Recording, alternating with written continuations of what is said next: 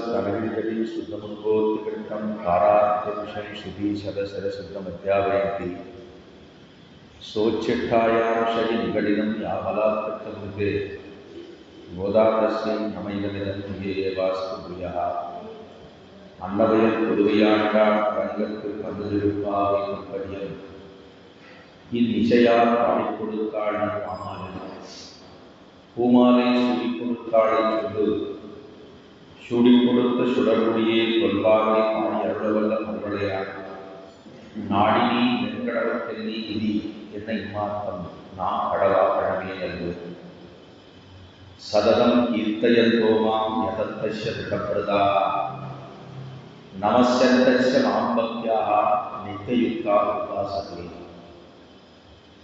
ஸ்ரீபதியான சர்வேஸ்வரன் ஸ்ரீமன் நாராயணன் சாஸ்திரங்களை கொடுக்கிறான். முதன்முதலாக இந்த சாஸ்திரத்தை கொடுத்த பிற்பாடு அதை அபியசித்து வாசித்து தெரிந்து கொண்டு கேட்டுக்கொண்டு புரிந்து கொண்டு அதன் மூலம் எம்பெருமானை உபாசனம் பண்ண வேண்டும், எம்பெருமானை தியானிக்க வேண்டும், எம்பெருமானை துதிக்க வேண்டும், அவனை ஆராதிக்க வேண்டும் என்பதாக எம்பெருமான் சொல்லி போகிறார். முதல்ல எம்பெருமான் கொடுத்தது சாஸ்திரங்களை கொடுத்தார். ஏன்னா சாஸ்திரங்கள் அப்படின்னு சொன்னால் அதில் வேதம் என்பது மிக முக்கியம், உபனிஷத்துக்கள் என்பது மிகவும் முக்கியம். முதல் பாகம் வேத பாகம், இரண்டாம் பாகம் உபனிஷத் பாகம். வேதம் என்பது அபௌருஷேயமானது, இன்னாராலே இது சொல்லப்பட்டது என்று சொல்ல முடியாது. அது திரைவர்ணிகர்களுக்கும் அதிலே ஊற்றமுண்டு, அதை தெரிந்து கொள்ள வேண்டும். அந்த வேதம் என்பது கர்மபாகத்தை சொல்லும். கர்மா என்ன செய்ய வேண்டும், கர்மங்கள் என்ன அப்படிங்கிறது சொல்லும். என்ன செய்ய வேண்டும், இப்படி செய்ய வேண்டும், இந்த காலத்திலே செய்ய வேண்டும், இந்த திதியிலே செய்ய வேண்டும் அப்படிங்கிறத கர்மபாகத்தை சொல்லக்கூடியது வேதம். அதுதான் பூர்வ பாகம், முதல் பாகம். இரண்டாவது பிரம்மபாகம், பரபிரம்மம் என்று சொல்லப்படுகிறதான எம்பெருமானை துதிப்பதற்கும் அவனை அர்ச்சனம் பண்ணுவதற்கும் அவனிடத்திலே தாஸ்யம் பண்ணுவதற்கும் அவனோடு சக்கியம் பண்ணுவதற்கும் அவனுக்கு திருவாராதன பூஜைகள் பண்ணுவதை பற்றியும் சொல்லக்கூடிய விஷயங்கள் தான் உபனிஷத்து பாகங்களிலே சொல்லப்படுகிறது. அப்ப பூர்வ பாகம் என்பது வேதம், உத்தர பாகம் என்பது உபனிஷத்து. முதல்ல வேதம், ரெண்டாவது உபனிஷத்து. ரெண்டுக்கும் வித்தியாசம் வந்து உபநிடதம் அப்படின்னு தமிழ் சொல்லும். உபநிடதம் வேதம் அப்படின்னு இதெல்லாம் தர்மஜ பிரமாணம் வேதாச்ச என்று சொல்லுகிறார்கள். எதை பற்றி நாம் தர்மம் என்னால் எதிர்த்து கொள்ளுகிறோம், பிரமாணம் வேதாச்ச. எந்த பிரமாணம், ஏதோ விஷயத்தை நம்ம சொல்கிறோம் அப்படின்னு சொன்னால் அது வாய்வாக்காக சொல்ல முடியாது. எங்கேயோ ஒரு இடத்துல அதை பற்றி சொல்லப்பட்டிருக்க வேண்டும். அது சொல்லப்பட்டு இருக்கிறதுலேருந்து நாம் அதை அபியசித்து கொண்டு ஒரு குரு மூலமாக, ஆச்சாரியன் மூலமாக அதை நாம் தெரிந்து கொண்டு அதுக்கப்புறம் தான் அதை நாம் அனுஷ்டிக்க முடியும். ஒரு விஷயத்தை நம்ம சொல்கிறோம்னா குருன்னு சொல்கிறோம். குருன்னா ஆறுதல் இருட்டறையில் இருக்கக்கூடிய நம்மை வெளிச்சத்துக்கு கொண்டு செல்லுகிறவர், பகவானை பற்றின வழியிலே நடத்தி சொல்லக்கூடியவர்களுக்கு குரு. அது எந்த தொழிலாக இருந்தாலும் அதுக்கு ஒரு குரு உண்டு. யாராக இருந்தாலும் அரசியல் சொன்னால் எனக்கு அரசியல் தான் குரு அப்படின்னு சொல்கிறார். இந்த அரசியல் அப்படின்னு சொல்கிற போதே மற்றைய விஷயங்கள், இப்போ வணிகம் இருக்குது, அதில் குரு இருக்கலாம். மார்க்கெட்டிங்கும் பண்ணுறான், அதுக்கு கூட குரு இருக்கலாம். அதே போல் பக்தியில் நம்ம பண்ணுறதுக்கு தான் நம்ம குருன்னு பொதுவாக சொல்கிறோம். என்னுடைய குரு அப்படின்னு, என்னுடைய ஆச்சாரியர் அப்படின்னு சொல்லுவோம். ஆஹா, ஒரு ஆச்சாரியர் மூலமாக இதையெல்லாம் நாம் தெரிந்து கொண்டு மேலே நாம் அனுஷ்டானம் பண்ண வேண்டும். வெறும் புத்தி மாத்திரம்னா தியரிட்டிக்கல் நாலேஜ் மாத்திரம் வச்சிருந்து நாம் மேலே செல்வது முடியாது. அதை ஒரு கட்டத்தில் அதை பிராக்டிக்கலான அனுஷ்டித்துத்தான் ஆக வேண்டும், அனுஷ்டிக்க வேண்டும். ஆக வேதம் என்பது முதல் பாகம், உபனிஷத்துக்கள் என்று சொல்லுவது இரண்டாவது பாகம். வேதத்தில் கர்மத்தை பற்றி சொல்லியுள்ளது, உபனிஷத்துக்களிலே பரமாத்மான்னு சொல்லப்படுகிற எம்பெருமானுக்கு செய்யக்கூடிய பூசை வழிமுறைகள் அதை பற்றி சொல்லுது. திரும்ப திரும்ப இத்தை செய்ய இத்தை செய்ய இத்தை செய்ய இப்படி செய்ய இத்தை செய்ய கொஞ்சம் கூட சலிக்காது. அதாவது ஒரு தடவை சொன்னதை திரும்ப திரும்ப திரும்ப திரும்ப உரு போட்டுக்கொண்டே இருக்கும். அந்த வேதமோ உபனிஷத்துக்களோ ஏதோ புஸ்தகத்தை பார்த்து நாம் தெரிந்து கொண்டோம் படித்தோங்கிறது அல்ல. ஒரு ஆச்சாரிய குரு அத்தை உபதேசம் பண்ண வாய் மூலமாக அத்தை அவர் சொல்லுவார். அந்த வாய் மூலமாக அவர் சொல்லுவதை நாம் காது கொண்டு கேட்க வேண்டும். கேட்டுட்டு அத்தை நாம் திருப்பி சொல்ல வேண்டும். அதுக்குதான் சந்தை முறை, பாசுரங்கள், ஆழ்வார் பாசுரங்கள் எல்லாம் அப்படித்தான் செய்வோம். சந்தை என்பது முதல்ல அவர் ஆச்சாரியர் அவருக்கு தெரிஞ்சிருக்கும், அவர் அதை சொல்லுவார். நாம் அதை 3 முறை திருப்பி சொல்ல வேண்டும்.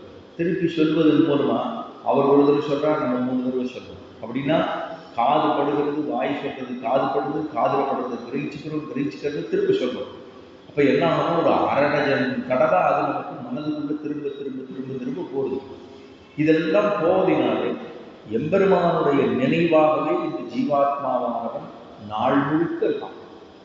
அதனாலதான் பரமாத்மாவை பற்றி தெரிந்து கொள்ளக்கூடியதான விஷயமே உலகத்தில் விஷயமாக கொள்ளப்படும். வேற விஷயங்கள் எல்லாம் ஏதோ நாம வயிறு வளர்ப்பதற்காக இருக்கலாமே என்ற நாம் அந்த லோகத்திலே எம்பெருமான சென்று நாம் அடைய வேண்டும் அப்படிங்கிறதுக்காக இவையெல்லாம் சொல்லப்பட்டது வேதத்திலேயும் உபனிஷத்துக்களிலும். கீழே நீங்க சொன்னது சததம் கீர்த்தயந்தோமா யதந்தஸ்ய திருடம்ததா நமஸ்யந்தஸ்ய மாம்பக்தியா நித்தியுக்தாக உபாசத்தை. இது கண்ணன் பெருமான் பகவத்கீதையிலே சொன்னதான ஒரு ஸ்லோகம். என்ன சொல்ல போறாங்க? சததம் கீர்த்தயந்தோமா, சததம் சதா சர்வகாலம் இடைவிடாது என்னை யார் ஒருத்தர் கீர்த்தனம் பண்ணுகிறாரோ, சததம் கீர்த்தயந்தோமா, என்னது மான்னா என்னது, சததம் கீர்த்தயந்தோமா, அவன் எப்படி இருப்பான் தெரியுமா? சததம் கீர்த்தயந்தோமா யதந்தஸ்ய திருடவ்ரதாக, திருடமான விரதத்தை கொண்டவனாக இருப்பான், உறுதி பூண்டவனாக இருப்பான். அவனுடைய புத்தியில கலக்கம் என்பது இராது, திருடவிரதனாக இருப்பான். அண்ணா ஒரு ஒரு வார்த்தை சொல்லணும்னா அதுல ஸ்டர்னா சொல்லணும், அப்படிங்கிற உறுதியா சொல்லணும். சும்மா அப்படி இப்படி இருக்கலாம் அப்படி இருக்கலாம் அப்படி இருக்கலாம் இப்படிலாம் கூட பழக்கூடாது இல்லையோ, இதுன்னா இதுதான் அப்படின்னு சொல்லுவதற்கு வரணும் இல்லையோ. ஆக என்னை எவன் ஒருவன் சததம் எப்பொழுதுமாக கீர்த்தனம் பண்ணி கொண்டிருக்கிறானோ அவன் எப்படி இருப்பான்? திருடவிரதனாக இருப்பான். அதே போல சததம் கீர்த்தயத்தோமா யதந்தஸ்ய திருடவிரதாக நமஸ்யந்தஸ்ய மாம்பக்தியாக, நமஸ்யந்தஸ்ய என்னை எவன் ஒருவன் அர்ச்சனம் பண்ணி என்னுடைய திருநாமங்களை சொல்லி எனக்கு பூஜைகளும் புரஸ்காரங்களும் யாரொருத்தன் விடவிடாது பண்ணுகிறானோ அவன் என்னையே வணங்குகிறான், என்ன வந்து சேருகிறான் என்பதைத்தான் இந்த பாசுரத்தில் சில இடங்கள்ல ஒரு சாரம் இருக்குது. அந்த சாரத்துக்கு அப்படி தொடர்புள்ளதான ஒரு ஸ்லோகம் தான் பகவத்கீதையிலே கண்ணன் பெருமான் கொடுத்ததான ஸ்லோகம். ஏன்னா கண்ணன் பெருமான் கொடுத்ததுக்கு பகவத்கீதைக்கு பேர். பகவான் கண்ணன், ஸ்ரீமன் நாராயணன் கிருஷ்ணனாக தானும் அவதார தசையிலே பண்ணினதான ஒரு விஷயம். அவதாரம் பண்ணினது, இந்த அவதாரம் பண்ணினதுன்னு சொல்ற போது மகாபாரதம்ங்கிறது பெரிய காவியம். அது இதிகாசத்தில் ரொம்ப பெரிய காவியம். 1.25 லட்சம் ஸ்லோகங்கள் உள்ளது, 1,25,000 ஸ்லோகம் உள்ளது, 18 பர்வங்கள் இருக்கு, பெரிய பெருசா இருக்கு. 18 பருவம் இருக்கு. இதுல அத்தியாயம்னு சொல்லுவோம், இதுல பருவங்கள்னு சொல்லுவோம். அத்தனை தூரம் பெருத்த காவியம். ஆதி காவியம்னு ராமாயணத்துக்கு பேரு. மகாபாரதத்துக்கு பெருசா 7 லட்சம் ஸ்லோகங்கள். சபாதம் லட்சம், லட்சமும் ஒரு காலம், லட்சத்திற்கால் அப்படின்னா 1.25 லட்சம் ஸ்லோகம் அதில் இருக்கு. இதெல்லாம் ஆறு பண்ணாங்க, வேதவியாசர் பண்ணாங்க. அப்ப ஆரம்ப காலத்தில் பார்த்தோம்னா இன்னென்னால் யாரை கல்யாணம் பண்ணி கொண்டார்கள், ஆருக்கு வம்சவிருத்தி இருந்தது, ஆருக்கு வம்சவிருத்தி இல்லை, அவர்களுக்கு வம்சவிருத்தி எப்படிலாம் பண்ணார்கள்ங்கிறது ஆரம்பத்தில் கதையில மகாபாரதத்தில் ஆரம்பிக்கும். அதுக்கப்புறம் கடைசியில பார்த்தோம்னா அது குருக்ஷேத்திரத்தில் போய் முடியும், சண்டையில போய் முடியும். நடுவில் இருக்கிற பாகம் அதிலே பீஷ்மர் கண்ணன் பெருமான் சொல்லக்கூடிய விஷ்ணு சகஸ்ரநாம அத்தியாயத்தை கேட்பார். அதாவது அம்பு படுக்கையில படுத்துட்டு இருக்கிற போது பீஷ்மாச்சாரியர் கண்ணன் சொல்லுவது, இவர் சொல்றார், தர்மங்கள்லாம் சொல்றார், கண்ணன் அதை உட்கார்ந்து கேட்கிறார். அதுக்கப்புறம் இது கடைசியில நடுவில் தான் பகவத்கீதை என்று சொல்லப்பட்டது. இது எல்லாமே மகாபாரதத்தினுடைய பாகம். யாராரு எங்க கல்யாணம் பண்ணிட்டான்னு இந்த சந்திரவம்சத்தில் இருக்கக்கூடியவர்கள் யாராருன்னு ஆரம்பிச்சது. அதுக்கப்புறம் கடைசியில முடிஞ்சதுன்னா பகவத்கீதைக்கு அப்புறம் விஷ்ணு சகஸ்ரநாம அத்தியாயத்தோட முடிஞ்சு போச்சு. அதுக்கப்புறம் உத்தரகாவியங்கள் தனியாக அது சொல்லிக்கலாம் வச்சுக்கோங்க. ஆனா நடுவில் முக்கியமான பாகம் என்று சொன்னால் பகவத்கீதை ரொம்ப முக்கியமான பாகம். அதே போல விஷ்ணு சகஸ்ரநாம அத்தியாயம், பகவானுக்கு இருக்கக்கூடிய 1000 திருநாமங்கள், விஸ்வம் விட்டு வசக்தாரா பூதபுவ்யபவத் பிரபுன்னு சொல்லக்கூடிய திருநாமங்கள். அது தொடக்கமாக வனமாலி கதீஷார்கி சங்கி சக்தி சனந்தகி சீமான் அப்படின்னு சொல்லி முடிகிற வரைக்கும் கடைசியில் 1008 திருநாமங்களை கொண்டு வந்து கடைசியில் முடிச்சுடுறாங்க. ஆக அந்த 1000 திருநாமங்கள் தான் பெருமானுக்கு இருக்கான்னா நமக்கு நாழி அவ்வளோதான். 1000 வரைக்கும் சொல்லுன்னா சொல்லுவோம், 20,000 சொல்லுனாக்கா நம்ம 1000 சொல்லி நிறுத்திட்டு போடுவோம். இப்போ அதனால 1000 திருநாமங்கள் சகஸ்ரநாமம் அப்படிங்கிற ரீதியிலே இது பூரா இருக்கக்கூடியது மகாபாரதத்தில் தான். அதுல ஒரு பாகம் என்று சொன்னால் பகவத்கீதை. அந்த பகவத்கீதைங்கிறது கண்ணன் உபனிஷத்தினுடைய அர்த்தங்களை கொடுத்து, உபனிஷத்துல என்னெல்லாம் அர்த்தம்லாம் இருக்கோ அதெல்லாம் சாரமா திரட்டித்தான் 700 ஸ்லோகத்தை கொடுத்துருக்காரு. 700 ஸ்லோகம் உபனிஷத்துல அப்பெல்லாம் எவ்வளவு தெரியணும், அதை இவர் சாரமா கொடுத்துருக்காருன்னா எவ்வளவு சின்ன ஸ்லோகம் பாருங்க. இப்ப சொன்னதே ஒரு இப்ப நம்ம சாமானியமா வச்சுக்கணும்னா திருக்குறள்னு வச்சுக்கணும். அப்ப முதல்ல 4 சப்தங்கள் இருக்கு, அப்புறம் ஒரு 3 சப்தங்கள் இருக்கு, 4 3 7, அவ்வளவுதான். இந்த 7 சப்தங்களுக்குள்ள உலகத்துல நமக்கு தேவையானதெல்லாத்தையும் அதுல சொல்லி. அதே போலதான் கண்ணன் சொன்னது அவ்வளவுதான். இப்ப நம்ம சொல்றோம் அகர முதல எழுத்தெல்லாம் ஆதி பகவன் முதற்சே உலகு.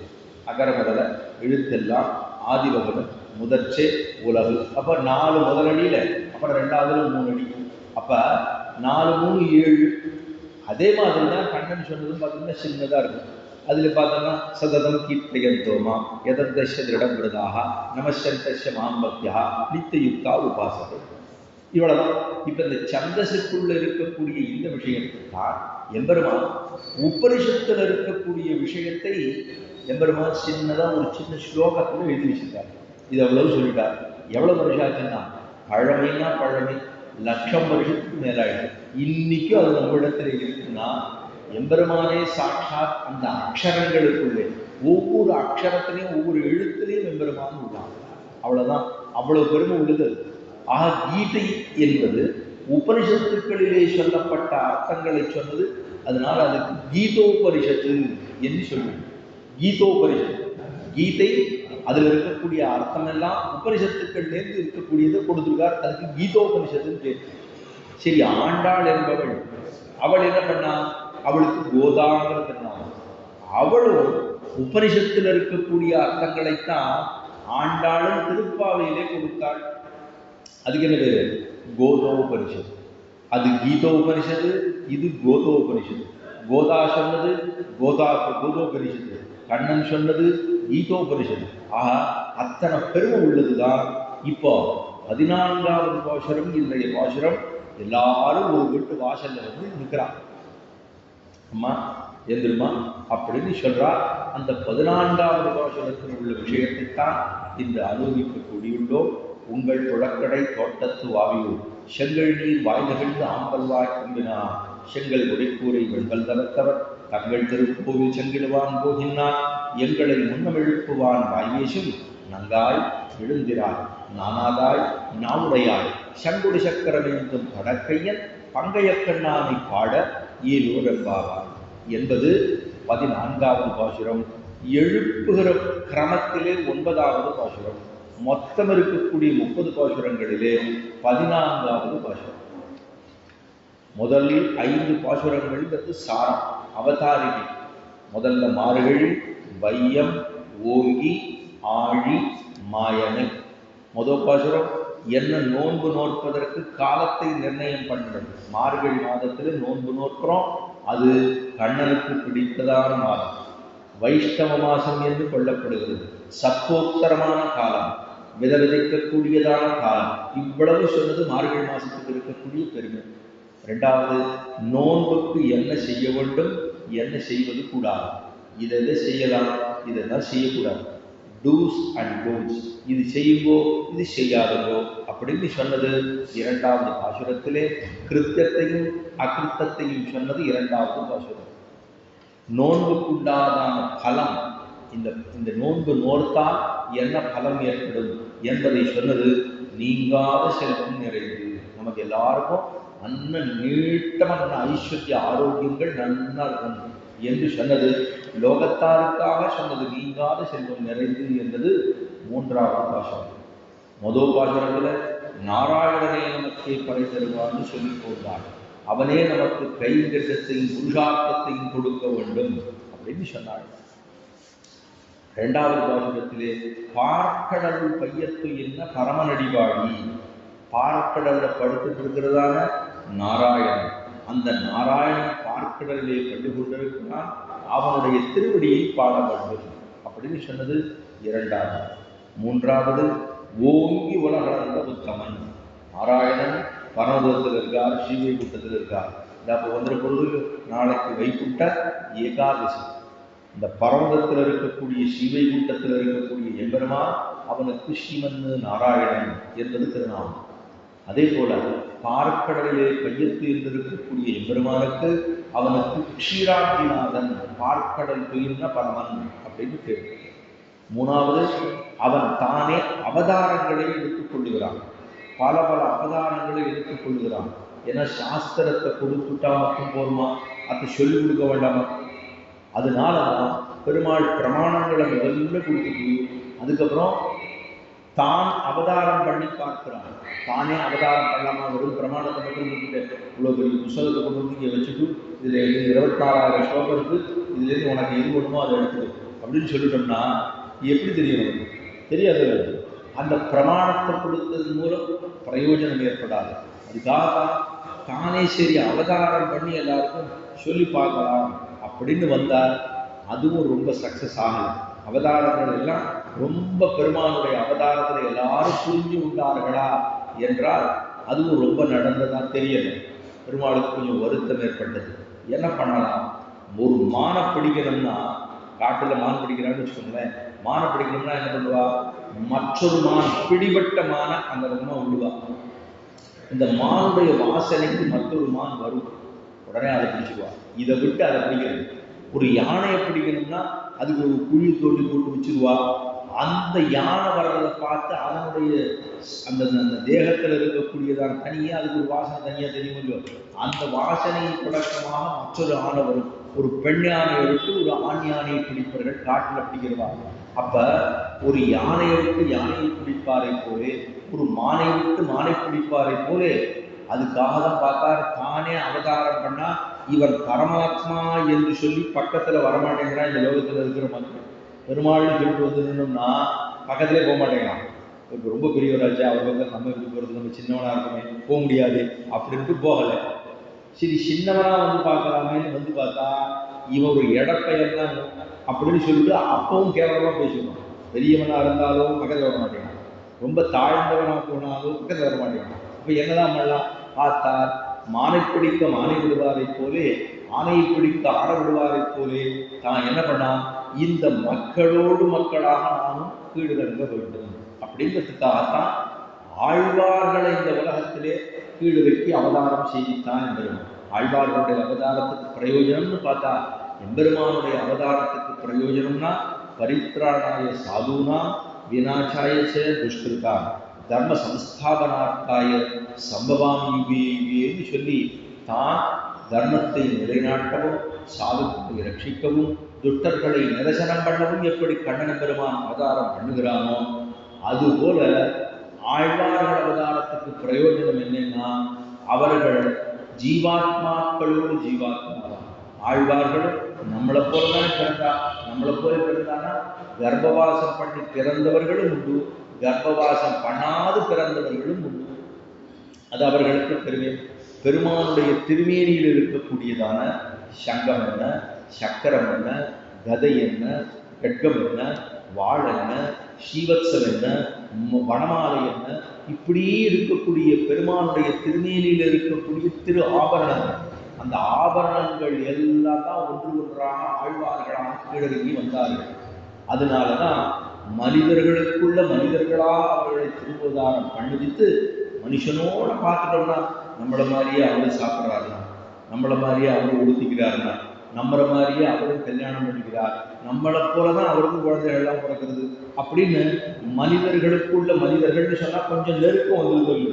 தனியா நான் பெரியவன்னு சொல்லிட்டு உட்கார்ந்தோம்னா பக்கத்துல வரமாட்டேங்கிறான்னு அப்படி பண்ணி இறக்கி விட்ட அவதாரங்கள் தான் இந்த ஆழ்வார்களுடைய அவதாரங்களே.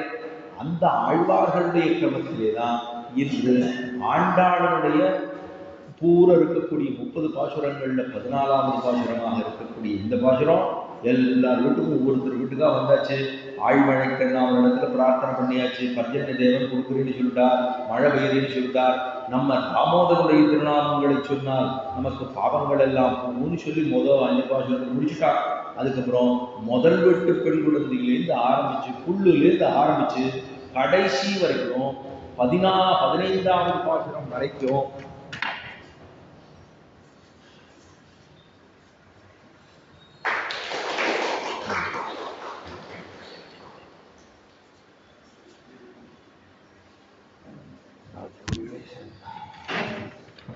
பாசுரம் பற்றியிருந்தோம்.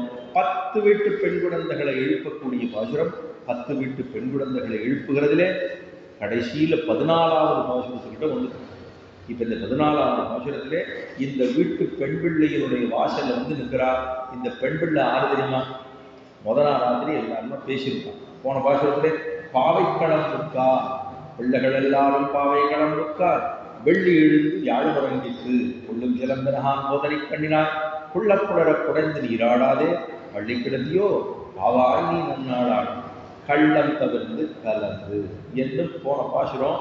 பாவைக்களம்புக்கார்னு எல்லாருமே வந்து சங்கேத ஸ்தலம், ஒரு இடத்துல எல்லாரும் மீட்டிங் பாயிண்ட், அந்த இடத்துக்கு வந்து சேர்ந்துட்டா எல்லாரும். இப்போ அந்த பெண் பிள்ளை வீட்டு வாசல் வந்து நிற்கிறா. நின்றுட்டு அவ எப்பேற்பட்ட பெண் பிள்ளைன்னா, நேற்றுக்கு முதல் நாள் எல்லார்ட்டையும் பேசிட்டு இருக்காளோ இல்லையா, சொன்னா நான் முன்னாடியே வந்துடுவேன், ரொம்ப முன்னாடியே வந்துடுவேன், உங்களை எல்லாரும் எழுப்பி கூட்டிட்டு போயிடுவேன் அப்படின்னு வாயால நன்னா பேசுறான். நன்னா பேசிட்டு இப்போ உள்ளுக்குள்ள தூங்கிட்டு இருக்கான். இவ தானே முதல்ல வரேன்னு சொல்றவா சொல்லிட்டு எல்லாரும் சேர்ந்து வந்ததுக்கப்புறம் கடைசியா எந்திருக்கவே இல்லைன்னா கோவம் வரும்போது, முதல் நாள் ராத்திரி இவ்வளவு வாய்க்கையே பேசினியே, ஏன் எந்திருந்து வரவே இல்லை அப்படின்னு நமக்கு தோணும் இல்லையோ. அந்த மாதிரி முதல் நாள் ராத்திரி வரைக்கும் நான் எல்லாம் சீக்கிரம் வந்துடுவேன், இப்படி பண்ணிடுவேன் அப்படி படுவேன்னு இப்பெல்லாம் சொல்றாளோ இல்லையோ, வாயாலே ஏதோ ஒரு பதார்த்தம் பண்றான்னு சொல்றாளோ இல்லையோ, அந்த மாதிரி இந்த பெண்ணில் என்ன பண்ணா எல்லாம் பண்றேன்னு சொல்லிட்டு பேசாம தூங்கிட்டுக்கா அப்படின்னு அந்த உறங்குகிற பெண்ணில் ஒருத்தி எழுப்புகிற பாசுரம் தான் இன்றைய பாசுரம். உங்கள் குழக்கடை தோட்டத்து வாழ்வு பாசுரம் வந்து நிற்கிறா. நின்ன உடனே அப்பதான் என்ன சொல்றா, உங்கள் குழக்கடை தோட்டத்து வாவியும் எங்களை முன்னம் எழுப்புவான் வாய் பேசும், எங்களெல்லாம் முன்னாடியே வந்து எழுப்புறதா சொல்லிட்டு நீ சொன்னையே, இப்ப நீ ஏந்துக்கவே இல்லையே அப்படின்னு கேட்டா, நீ ஏந்துக்கோ அப்படின்னா விடிந்துட்டா விடிந்ததற்கு அடையாளம் சொல்லுங்கோள். நடுவில் கொஞ்சம் பாசுரங்கள்ல விடிஞ்சதுக்கு அடையாளம்லாம் கேட்கல, இப்ப திரும்பவும் விடிஞ்சதுக்கு அடையாளம் கேட்கலாம். பெண்ணே சீக்கிரம் ஏந்துருன்னா, எதற்காக நீங்கள்லாம் வந்திருக்கீங்க, உங்களுக்கு ஒண்ணுமே தெரியாத மாதிரி எதுக்காக நீங்கள்லாம் வந்திருக்கீங்கன்னு கேட்டான். சொன்னா, உங்கள் குழக்கடை தோட்டத்து வாவியும் அவர் இங்க வெளியில எல்லாம் என்ன ஆயிடுச்சுன்னா, இந்த செங்கல் நீருங்கிற ஒரு புஷ்பம், செங்கல் நீர், இருவாட்சி எல்லாம் புஷ்பங்கள்லாம் இருக்கும் இல்லையோ, இந்த செங்கல் நீர் புஷ்பம் இதெல்லாம் என்னாச்சுன்னா, செங்கல் நீர் வாய் நெகிழ்ந்தது, இந்த புஷ்பம் நல்லா வாய் நெகிழ்ந்து போய் மறந்து போச்சு. ஆம்பல் கருநீல புஷ்பம் கூம்பெடுத்து, ஏன்னா சில புஷ்பங்கள் கார்த்தால கூம்பும், இது சில புஷ்பங்கள் கார்த்தால நெகிழும். அப்ப இந்த புஷ்பம் செங்கல் நீர் புஷ்பமானது நல்லா விரிஞ்சு வந்துட்டு ஆம்பல் என்னாச்சு கூம்பெடுத்து அப்படின்னு சொன்னா, என்னது இது காலம்? இந்த கார்த்தால சூரியன் வருதுன்னா முக்கால்வாசி எல்லா புஷ்பங்களும் மலர்ந்து தான் வரும். அது சில புஷ்பங்கள் ஏதோ ரெண்டு ஒன்று இந்த மாதிரி கும்பிடும். அதுக்காக அது விடிந்ததுன்னு நீங்க அடையாளம் சொல்றீங்க. இது போய் ஒரு அடையாளமா? இது ஒரு பிரமாணமாக தெரியவில்லையே. நீங்க ஏதோ சொல்றீங்க. நீங்களா போய் அதை ஜபர்தஸ்தி பண்ணி அதை விரிய வச்சிருக்கா இருக்கும். நீங்களா போய் அதை கூம்பும்படியா பண்ணிருக்கா இருக்கும்னு உள்ளுக்குள்ள இருக்கிறவங்க சொல்றான். இது இது நடக்குமா? இது இந்த மாதிரி நடக்காது. நீங்களா வலியும் போயிருப்பேன். ஏன்னா சில பேருக்கு பேசிட்டே இருக்கும்போது அவா இவா என்ன பண்றா ஏது பண்றானே சொல்ல மாட்டான். ஆனா இவாளா சொல்லுவான். நானே அவ கேட்கறதால நீங்க கேளுங்களே, நீங்க கேளுங்களே சொல்றேன், நீங்க கேளுங்களே சொல்றேன்பா. அப்படின்னா என்ன அர்த்தம்? இவாளுக்கு இந்த விஷயத்தை இவாளுடைய பெருமையெல்லாம் வெளியில சொல்லிக்கணும்னு ஆசை இருக்கும். அதுக்காக என்ன கேளுங்களே சொல்றேன், கேளுங்களே சொல்றேன்பா. இப்ப இந்த பெண்கள் என்ன சொல்றா? நீங்களா போயிருப்பேன், போய் அந்த செங்கை நீர் புஷ்பத்தை விரிய வச்சிருப்பேன், அதை சில புஷ்பத்தை கூம்பு பண்ணியிருப்பேன். இது போர்வோட அடையாளம் அப்படின்னு காலகட்டம் தானே அத்தை நிர்ணயிக்க வேண்டும். நீங்க போய் இந்த மாதிரி சொல்றேன். இது விடிந்ததற்கு அடையாளமாக தெரியவில்லை, வேற ஏதாவது காரணம் இருந்தால் சொல்லுங்க. அது நீங்க வயலுக்கு போனீங்களா? அவ கேட்கறான் உள்ளுக்குள்ள படுத்துட்டு, வயலுக்கு போனீங்களோ அப்படின்னு கேட்டா, வயலுக்கெல்லாம் போலமா, வர்ற வழியில பார்த்தேன், அங்க இருந்தது இந்த மாதிரி செங்கை நீர் அப்படி நிகழ்ந்திருக்கு, ஆம்பல் கூம்பி இருக்குன்னா அங்க இருக்காலாமா இருக்கும், அந்த வீட்டுல இருக்கலாமா இருக்கும் அப்படின்னா உடனே சொன்னா, உங்கள் புழக்கடை தோட்டத்து வாவில். புழக்கடைன்னா கொலை பக்கம், கொல்லை பக்கத்துல இருக்கோ இல்லையோ, அது உங்கள் புழக்கடையிலனா அங்கங்க இருக்கிறதுனா உங்கள் புழக்கடை தோட்டத்து வாவில்னா உன் வீட்டுல வெளியில பூத்திருக்கு, நெகிழ்ந்திருக்கு, கூம்பிருக்குன்னா எல்லா வீட்லையும் அதே தான் நடக்கும். இப்போ உன் வீட்டுல மட்டும் தனியா இருக்குமா இல்லை தனியா இருக்குமான்னா எல்லா இடங்களிலும் செங்கல் நீர் நெகிழும், ஆம்பல் கூம்பிவிடும். அதனாலே உங்கள் புழக்கடை தோட்டத்து வாவியுள். இது ஒரு இடத்துல ஆழ்வார் பாசுரங்கள் எல்லாம் அகங்காரம் உங்கள் அப்படின்னு சொல்றாரு. அப்படி முன்னிலையில சொல்றது. முன்னிலையில முன்னாடி இருக்கிறவாள் சொல்றது. இப்போ நம்மளே பார்க்கறது சில இடங்கள்ல என்ன சொல்லுவோம்? நீர் வந்துட்டீரா, நீர் போனீரா அப்படின்லாம் சொல்லுவோம். நீர்னு சொன்னா ஒத்தையில சொல்லுவோம், நீர்னு சொன்னா பன்மையில சொல்லுவோம். அது இதுக்குன்னா ஒரு மரியாதை கொடுப்பதற்கா. முன்ன காலத்துல எல்லாம் இந்த நாடகங்கள்ல எல்லாமே நீர் என்ன செய்தி அப்படிதான் பேசுவாங்க முன்னெல்லாம். இப்பதான் என்னென்னமோ பேச ஆரம்பிச்சோம்னு வச்சுக்கோங்க. ஆனா முன்னெல்லாம் ரொம்ப மரியாதையா அந்த தமிழே ஒரு நல்லா இருக்கும். அப்படிதான் இருந்தது. ரொம்ப பழைய காலத்து நாடகங்கள்லாம் பார்க்கறச்சு அப்படிதான் இருக்கும். அப்ப ஆழ்வார்கள்லாம் தான், எனது, என்னுடைய அப்படிங்கிற வார்த்தைகள்லாம் சொல்றதுக்கு, ஏன்னா அகம் மம இதெல்லாம் சொன்னா அகங்கார மமகாரங்கள் எல்லாம் கூடிடுது. அதனால இந்த அகங்கார மமகாரமே கூடாது. சில பேர் சொல்லுவா தெரியுமா, நம்மளோடதுதான் என்னோடதுன்னு சொல்றதுக்கு அவளுக்கு கஷ்டமா இருக்கும். நம்மளோடதுன்னு சொல்லிட்டா 4 பேர் சேர்க்கணும்னு அர்த்தம் இல்லையோ, நம்மளோடதுன்னு சொல்லுவோம் பொதுப்படையில. இப்போ ஆழ்வார் பாசுரத்தை சொல்லும்போது கூட நீர் நுமது என்றிவை வேறு முதல் மாய்த்து இறை சேர்மின் அதற்கு நேர் நிறை உயிர் நேர் நிறை அல்லே. இது ரொம்ப சின்னதா இப்படி ரெட்டபடியில் தான் இருக்கு. நீர் நுமது என்றிவை வேறு முதல் மாய்த்து. நீர் நுமது ஆழ்வார் என்ன சொல்ல வர்றாருன்னா, நான் எனது சொல்லியிருக்க வேண்டியது. ஆழ்வார் என்ன சொல்லியிருக்கணும்? நான் எனது என்னுடைய இந்த அகங்கார மமகாரத்தை முழுச கொலைச்சுடு, அழிச்சுட்டா அப்ப என்ன ஆகும்? வேறு முதல் மாய்த்து இறை சேர்மின் பகவானுடைய திருவடிகளை சேரலாம். எப்போ நான் எனதுங்கிற அகங்கார மமகாரத்தை குலைத்தோம் என்னால் பகவானுடைய திருவடிகளை சேரலாம். அதுதான் நமக்கு ரொம்ப பெரிய அகங்காரமா இருக்கு. இந்த அகங்காரம் மட்டும் இருந்ததுன்னா பகவான் வரவே மாட்டார், பக்கத்திலே வர மாட்டார். உள்ளுக்குள்ள இப்ப எப்ப பார்த்தாலும் இப்படியே சொல்லிட்டு இருக்கான், அகங்கார மமகாரத்தோட தெரிஞ்சுட்டு இருக்கான். இவனுக்குள்ள நம்ம எப்படி போறது அப்படின்னு பகவானுக்கு தோற்றும். நான் எனதுன்னு ஆழ்வார் சொல்லிக்கணும். பாசுரம் சொல்லும்போது நான் எனதுன்னு சொல்லிக்கலாம். ஆனா அவர் சொல்லும் போது முன்னாடி வைக்கிறார், நீர் நுமதென்றிவை வேறு முதல் மாய்த்திருந்தார். அது இப்படி 3வது ஆளுக்கு சொல்றாரு அப்படின்னா, நான் எனதுன்னு ஒருவேளை நான் இந்த பாசுரத்துக்காக சொல்ல போய் கூட அகங்கார மமகாரம் என்ன பிடிச்சிருக்குன்னா என்ன பண்றதுன்னு ஆழ்வார் அந்த பயமா வருது. அதனால நீர் நுமதென்றிவை வேறு முதல் மாய்த்து இறை சேர்மின், அப்பதான் பகவானுடைய திருவடிகளை பற்றலாம். இறை சேர்மின் அதற்கு நேர் நிறையில்லை அப்படின்னு தெரிவிக்கிறார். ஆஹா, யானே என்னை அறியகிறாதே, யானே எந்தனதே என்றிருந்தே, யானே நீ என் உடமையும் நீயே, வானேயேக்கும் என் வானவரேன்னு ஆழ்வார் மற்றொரு பாசுரத்திலே யானே என்னை அறியகிறாதே, நான் என்னை யார் என்று தெரிந்து கொள்ளவில்லை. நான் யாரு? நான் தான் ஜீவாத்மான்னு சொல்லப்படுகிற பகவானுக்கு இருக்கக்கூடிய அடிமை. இந்த அடிமையானவன் பகவானுக்கு சேகப்பட்டவன். அவனிடத்திலே கைங்கரியத்தை பெறுபவன். அவன் கொடுக்க அந்த கைங்கரியத்தை நாம் பெற்று நாம் அவனுக்கு தொண்டு புரிபவன். அது அப்படித்தான் இருக்கணும். நான் எனது அப்படின்னு சொல்லாமல் நீர் நுமதுன்னு சொன்னதுக்கு காரணம் இந்த அகங்கார மகாரங்கள் 10 நூலியோ அதுக்காக வேண்டாம். இவங்க சொல்றான், உங்கள் புழக்கடை தோட்டத்து வாவியும். உங்க புழக்கடையில தான் இருக்கு, ஊர்ல இருக்கிறத பத்தி எல்லாம் சொல்லல. உன் வீட்டு புழக்கடையில இருக்குன்னா எல்லா இடத்துலயும் அப்படித்தான் இருக்கு. அது நெகிழ்ந்து விட்டது, அது கூம்பி விட்டது. மற்றொரு கருணியில குப்பமானது கூம்பி விட்டதுன்னா அது அடையாளம். உன் வீட்லயும் அப்படித்தான் இருக்கு, வெளியில அப்படிதான் இருக்கு, எல்லா இடத்துலயும் அப்படித்தான் இருக்கு. அப்படி இருக்கக்கூடாது என்று சொல்லி உங்கள் புழக்கடை தோட்டத்து வாவியுள் செங்கல் நீர் வாய் நிகழ்ந்தது ஆம்பல் வாய் கும்பித்துன்னு சொன்னான். படுத்துட்டு இருக்கிறவர்களுக்கு அதுல ஒன்றும் சுவாரஸ்யம் தெரியல. அவ சொல்றா, வேற ஏதாவது சொல்லுங்க, அடையாளம் சொல்லுவோ அப்படின்னு சொன்னா. அடுத்த வார்த்தை சொல்றா, தமப்பிரசுரர்கள் எல்லாம் அவரவர்கள் கோயிலுக்கு சென்று பூஜை வழிபாடு செய்ய கிளம்பி விட்டார்கள். செங்கல் முடிக்கூரை வெண்பல் தலத்தர் தங்கள் திருக்கோவில் செங்கிடுவான் போகின்றார். அடுத்த அடையாளம் சொல்றான். இந்த பூத்ததெல்லாம் வேண்டாம், இந்த கதையெல்லாம் சொல்லாது வேண்டாம். அடுத்து சொல்லு, உண்மையானதா ஒரு காரணம் இருந்தா சொல்லு. வேற இந்த மாதிரி சின்ன சின்ன காரணங்கள்லாம் சொல்லி என்னை ஏமாத்த பார்க்காது. இது மாதிரி இருந்தா காரணம் இருந்தா சொல்லுன்னா அதுக்கு அடுத்து சொல்றா, செங்கல் பொடி கூரை வெண்பல் தவத்தவர் தங்கள் திருக்கோவில் செங்கிடுவான் போகின்றார். செங்கல் பொடி கூரை நல்லா காஷா ஆடை, வெள்ளை ஆடை வாங்கி அதை என்ன பண்ணுவா, காஷை இந்த செங்காம்பட்டம் வாங்கி மஞ்சள் குங்குமம் எல்லாத்தையும் சேர்த்து அதுல சாயத்தை கரப்பி, சாயங்கள் பூசுறது அதெல்லாம் பண்ணுவாங்க. அது வெள்ளையை வாங்கி அதுக்கு தனியா சில மூலிகைகள் எல்லாம் சேர்த்து அதுல முக்கிடுவா. கூட அதுல முக்கித்தான் காஷை ஆடையை பண்ணுவார்கள். அந்த சன்னியாசிகள்லாம் பண்றாங்கன்னா சன்னியாசி மற்றொரு சன்னியாசியனிடத்துலதான் ஆசிரம ஸ்வீகாரத்தை பெற்றுக்கொள்ள வேண்டும். ஒரு சன்னியாச ஆசிரமம், நம்ம கிரகஸ்தாசிரமம் பிரம்மச்சாரியத்திலேருந்து கூட சன்னியாசிகளாக போகலாம். இல்லை கல்யாணம் பண்ணிட்டு குழந்தைகள்லாம் இருந்து அதுக்கப்புறம் அவர்களும் ஒத்து போகணும். இப்போ நம்ம வாட்டுக்கு நான் போகிறேன், நேற்றுக்கு சண்டை நடந்தது, இன்னைக்கு நான் போகிறேன், நான் காசிக்கு போகிறேன் அப்படின்னு சொல்லிட்டு போகக்கூடாது. அது சன்னியாசமே இல்லை. எனக்கு ஒன்று பிடிக்கலைங்கிறதுக்காக போகிறதுக்கும் பிடிச்சு போகிறதுக்கும் வித்தியாசம் இருக்குது.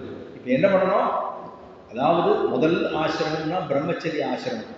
கல்யாணத்துக்கு முன்னாடி இருக்கக்கூடிய பிரம்மச்சரியம், அது பிரம்மச்சரிய ஆசிரமம். பிரம்மச்சாரிங்கிறதோ இல்லையோ இந்த பிரம்மச்சாரி, இது பிரம்மச்சரியம். ரெண்டாவது கல்யாணம் பண்ணிக்கிறது, தாயார் தகப்பனார் பார்த்து அவர்கள் பார்த்து கல்யாணம் பண்ணி வைக்கிறதுங்கிறது, திருக்கல்யாணம் பண்ணிக்கிறது. அது கிரகஸ்தாசிரம ஆசிரமம், கிரகஸ்தாசிரமம். அது வீடுக்குள்ளே இருக்கிறது. நம்ம எல்லா ஆசா பாசங்களோடு பிள்ளைகள் எல்லாம் பார்த்தீங்கன்னா இந்த ஐஸ்வர்யங்களை பார்த்துட்டு அவர்களை வளர்க்குறது இதெல்லாம் பண்ணுறது கிரகஸ்தாசிரமம். மூன்றாவது அதுக்கு அதாவது மூணாவது சொன்னால் வானப்பிரஸ்தாசிரமம்னு பேர். வானப்பிரஸ்தாசிரமம்னா காட்டுக்கு போயிடுது. முன்ன நாளில் ராஜாக்கள்லாம் என்ன பண்ணுவா, நல்லா ராஜ பரிபாலனம்லாம் பண்ணிடுவா. பண்ணிட்டு நல்லா நாட்டை நல்லா ஷெய்ப்பாக பண்ணிடுவா. பண்ணிட்டு பிள்ளை பெரியவனா வளர்ந்துருவான். வளர்ந்துட்டு அவனுக்கு பட்டாபிஷேகத்தை பண்ணிட்டு ஒரு காட்டு போயிடுவோம். அந்த பத்தினியோட கிளம்பி போயிடுவோம். நீ வா, நம்மளாம் காட்டுக்கு போகலாம், இனிமேல் நாட்டில் இருக்கிறது போகிறோம், அவன் பிள்ளை பார்த்துப்பான். சும்மா கடைசி வரைக்கும் நம்மளே பார்த்துக்கிறேன்னு சொல்லிட்டு இருந்தோம்னா அவன் இன்னைக்கு மேலே வருது. அப்புறம் பாப்பா சரி இனிமேல் நம்ம காட்டுக்கு போயிடலாம்னு சொல்லிட்டு வானப்பிரஸ்தாசிரமம்னா காட்டில் போய் ஒரு பர்ணசாலை அமைத்து கொண்டு அங்கே இருந்து தன்னுடைய தேவைகளை எல்லாம் குறைத்து கொண்டு காட்டிலே வாழ்வது. கடைசி வரைக்கும் பிரம்மத்தை நோக்கி உபாசனம் பண்ணுவோம். அதுதான் சததம் கீர்த்தயந்தோமா யதந்தஸ்ய திருடமிருதமாக, தான் எப்பொழுதுமாக அவனுக்கு அர்ச்சனம் பண்ணி கொண்டு அவனோடே இருக்கக்கூடிய விஷயமாகத்தான் சொல்லுகிறார்கள். வானப்பிரஸ்தாசிரமங்கிறது மூன்றாவது ஆசிரமம். நாலாவது ஆசிரமம் தான் சந்நியாச ஆசிரமம். நான்காவது ஆசிரமம் சன்னியாச. அப்போ ஒரு சன்னியாசியினிடத்துல போய் அவர்களிடத்திலே பிரார்த்தித்து அந்த சந்நியாச ஆசிரம ஸ்வீகாரத்தை பெற்றுக்கொள்ள வேண்டும். அதுக்கு இப்போ சைவத்திலே அப்படின்னு சொன்னோம்னா ஏகதண்டத்தோடு இருப்பார்கள். அவர்கள் ஒரு கொடி வச்சுருப்பாங்க. அந்த கொடியிலே வெள்ளையா அது ஒரு கொடி வச்சுருப்பான். அந்த தண்டம் இருக்கும் இல்லையோ, அதுக்கு தண்டம்னு பேர். அந்த தண்டத்துக்கு ஒத்த கொடியா இருக்கும். ஏகம் பிரம்மம் அப்படின்னா ஸ்வரூபமாக இருக்கக்கூடியது. அது சொல்றது அத்வைதிகளாக இருக்கக்கூடியவர்களை சொல்லி ஒத்த குச்சி இருக்கும், அதுலதான் வச்சிருப்பான், அதுல கொடி இருக்கும். ஆனா விசிட்டாத்வைத சம்பிரதாயத்தில் இருக்கக்கூடியது 3 குச்சிகளோடு இருக்கும். நல்லா கவனிச்சு பார்க்கணும். அது 3 குச்சி இருக்கும். ஏன் என்று சொன்னால் 3 தத்துவங்கள் 3 சொல்லப்படுவது இங்கே என்னது? சித்துன்னு சொல்லப்படுகிற சைத்தன்யம் இருக்கக்கூடிய ஜீவாத்மா, அதுதான் சித்துன்னு சொல்லப்படுகிற சைத்தன்யம் ஞானம் இருக்கக்கூடிய நம்ம உயிர் வாழிடங்கள் எல்லாம் சித்து. 2வது அச்சித்துக்கள். அச்சித்துன்னா ஞானம் இல்லாதவைகளுக்கு அச்சித் பதார்த்தம் இருக்கு. இதுக்கு ஞானம் இல்லை. ஆனா இது என்ன பண்ணுதுன்னா, நம்ம கொடுக்குற என்னென்னலாம் கொடுத்தாலும் இது கடல் கடந்த அண்ணண்ட அக்கறைக்கு எங்கேயோ ஒரு இடத்துல இருக்கார். 15,000 மைல் தொலைவில் இருக்கார். இங்க ஒண்ணு அனுப்பிச்சோம்னா அங்க போய் சேர்ந்து ஒத்த நிமிஷத்துல இங்கே தங்கிவிடுது. ஆனா இது அச்சித்துன்னு சொல்லுதா சித்துன்னு சொல்லுதானே தெரியல. ஆனா ஞானம் இருக்கான்னு சொன்னா நமக்கு இத்தனை ஒத்தாசை பண்ணுது. நம்ம இப்ப பேசுறதெல்லாம் எடுக்கிறது, பார்க்கறதெல்லாம் எடுக்கிறது, நம்ம பண்றது சொல்றதெல்லாம் எடுக்கிறது, அவ்வளவு இருக்கு. ஆனா இதெல்லாமே ஞானம் இல்லாத நம்மாலே ஒரு விஷயத்தை அதுக்கு உள்ள பண்ணிருக்கோம், அதுக்குள்ள போட்டு வச்சிருக்கோம், ஒரு சிப்பு போட்டு வச்சிருக்கோம், அதுதான் வேலை பண்ணுது. இப்போ மனுஷன் கண்டுபிடிச்சு அதுக்குள்ள அதை பூத்தி வச்சிருக்கான். ஞானம் உள்ளது, ஞானம் இல்லாதது. சித்து என்று சொன்னால் உயிர் வாழ் இனங்களாக ஞானம் உள்ளவைகளாக இருக்கக்கூடிய பதார்த்தங்கள். அஜித் அப்படின்னு சொன்னா அது ஞானம் அற்றவைகளாக இருக்கக்கூடிய விஷயங்கள். அடுத்தது 3வது ஈஸ்வரன். 3வது எம்பெருமானை சொல்லுகிறது. அது ஈசனசீலகா என்று நியமிக்கக்கூடிய சாமர்த்தியத்தை படைத்தவராக இருக்கக்கூடிய எம்பெருமானை சொல்லுகிறது. அது 3வது. ஆக இந்த 3 தத்துவங்களும் சேர்ந்து இருக்கும் இல்லையோ, தத்துவங்கள் 3. அதுதான் சித்து, அச்சித்து, ஈஸ்வரன். இது 3 அந்த ஸ்ரீவைட்டவ சன்னியாசிகளுடைய அந்த தண்டத்துல 3 சேர்ந்து. அதுல கொடி, அது வெள்ளை கொடி. அது சத்தமாக இருக்கக்கூடிய குணத்தை காண்பிக்கின்றபடினா வெள்ளை அப்படின்னு சொன்னா சாத்விகம் இல்லையோ, அதை சேர்க்கும்படியாகத்தான் வெள்ளை கொடிவோம். ஆக 3 தத்துவங்கள் நிறைந்திருக்கக்கூடிய சித்தஜித் ஈஸ்வரன் என்று தள்ளப்படுகிற தத்துவத்திரயங்கள் 3 சேர்ந்ததாக இருக்கக்கூடியது இங்கே. இப்போ செங்கல் குடிக்கூரை ஒரு சன்னியாசியின் இடத்துல போய் தான் அந்த ஆசிரமத்தை ஸ்வீகாரம் பண்ணி கொள்ள வேண்டும். எனக்கு சன்னியாசத்துல ஈடுபாடு இருக்கு, என் குடும்பத்தார் ஒத்துணுக்கா, அவர்களுக்கு வேண்டிய பண பலங்கள் எல்லாத்தையும் வச்சுவிட்டேன், எல்லாத்தையும் பண்ணிட்டும் இப்போ நான் சன்னியாச ஆசிரம ஸ்வீகாரத்தை ஏற்றுக்கொள்ளுகிறேன். நான் சன்னியாச ஆசிரமத்தில் இருந்துட்டு திரும்ப கிரகஸ்தாசிரமத்துக்கு போறேன்னு சொல்லிட்டு, ஏன்னா அந்த அனுஷ்டானம் நிறைய இருக்கும், அனுஷ்டானம் பண்ண வேண்டியது காரியம் நிறைய இருக்கும். நம்ம வாடகை நம்ம வீட்டுக்கு போட முடியாது. இத்தனை மணிக்கு ஏற்றுனா அத்தனை மணிக்கு இருந்தாலும் அது 6-7 பில்லாம் விட மாட்டாங்க. நம்மளா எழுந்துக்க வேண்டியதான், நம்மளா பண்ண வேண்டியதான். இப்போ மிலிட்ரியிலெல்லாம் போனோம்னா காத்தால எழுந்துக்கணும்னா 3:45 ஒரு 10 நாள் தடி எடுத்துட்டு எல்லாம் விரட்டிட்டு வருவான். அதுக்கப்புறம் அவாவா கிளம்பிடணும். அதுக்கு மேலே அங்கே படுத்துக்கிறதுக்குலாம் நாழியே கிடையாது. நாட்டை காப்பாற்றணும்னா சும்மாவா, அங்கே அவாவா கார்னரில் உட்காந்துன்னு பார்டரில் உட்காந்துட்டு இருக்காள்னா அவ இருக்கிறதுனால தான் நம்ம இருக்கோம், இங்கே பத்திரமா இருக்கும். இல்லைன்னா எல்லாமும் நடக்கலாம். ஆக இவர்களெல்லாம் அனுஷ்டானம் பண்ண வேண்டும். அது புத்தி மாத்திரமாக இல்லாமல் வெறும் தியரிட்டிக்கல் நாலேஜ் மாத்திரம் இல்லை, பிராக்டிக்கலாக பண்ண வேண்டும். அதுக்காக சொல்லுவா அதுக்கு அனுஷ்டானம் இருக்கு. முதல்ல சன்னியாசிகள் அக்னியை தொடக்கூடாது. அக்னிக்கு அவளுக்கு சம்மந்தமே கிடையாது, அவள் தொடவே கூடாது. அதுக்காகத்தான் யாராவது ஒருத்தர் தழிகை பண்ணி போடுறது, அவர்கள் சமையல் பண்ணி போட்டதான் இவர்கள் சாப்பிடுவர்களே தவிர இவர்களா போய் அடுப்பு மூட்டக்கூடாது. அக்னி காரியத்துக்கும் அவளுக்கு சம்மந்தமே கிடையாது, அது பண்ணவே கூடாது. அது அக்னிக்கு அவள் சன்னியாச ஆசிரமம் சொல்லிட்டா எல்லாத்தையும் விட்டுட்டோம், எல்லாவற்றையும் விட்டோம், எதுவுமே இறக்கக்கூடாது. இனிமே எம்பெருமான் தான் என்னை பார்த்துக்கணும். இந்த பஞ்சபூதங்கள் இருந்தாலுமே கூட அது நமக்கு பண்ணக்கூடியதுங்கிறது காட்டணும். சன்னியாச ஆசிரம ஸ்வீகாரம் எடுத்துக்கொண்டாலும் அவர்கள் இந்த கிரகஸ்தாசிரம தர்மத்தை எதிர்பார்த்துத்தான் இருக்க வேண்டிய. ஏன்னா அக்னி காரியம் பண்ண முடியாது. எம்பெருமானா இருக்க ராமானுஷர் ஸ்ரீரங்கத்தில் இருந்தபோது அவருக்கு விஷம் வச்சுட்டார். ஸ்ரீரங்கத்தில் அவர் பகவதி பிக்ஷாந்தேவின்னு சொல்லி ஒரு வீடு வீடா போயிட்டு திருப்பாவை சொல்லிட்டே போவார். வீடுல ஒரு 4 வீடுகளில் போய் அந்த இடத்துல கேட்பார், பிக்ஷை கேட்பார்.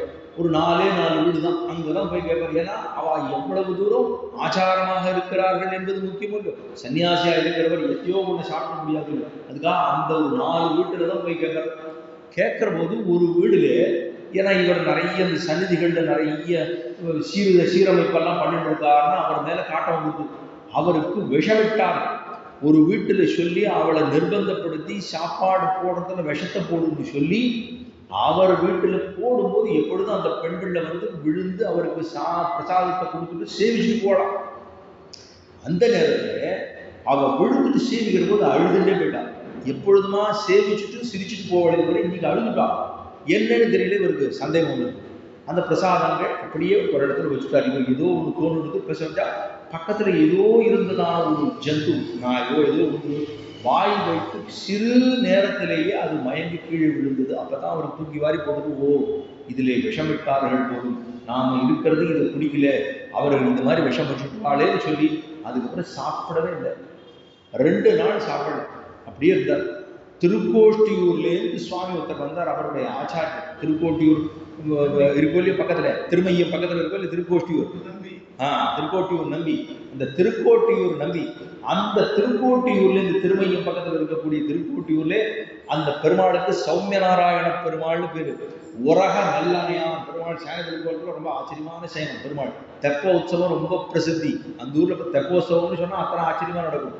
அந்த ஊர்ல இருக்கக்கூடிய திருக்கோட்டியூர் நம்பிகள் இவருடைய ஆச்சாரியர். ராமானுஜருக்கு 5 ஆச்சாரியர்கள்.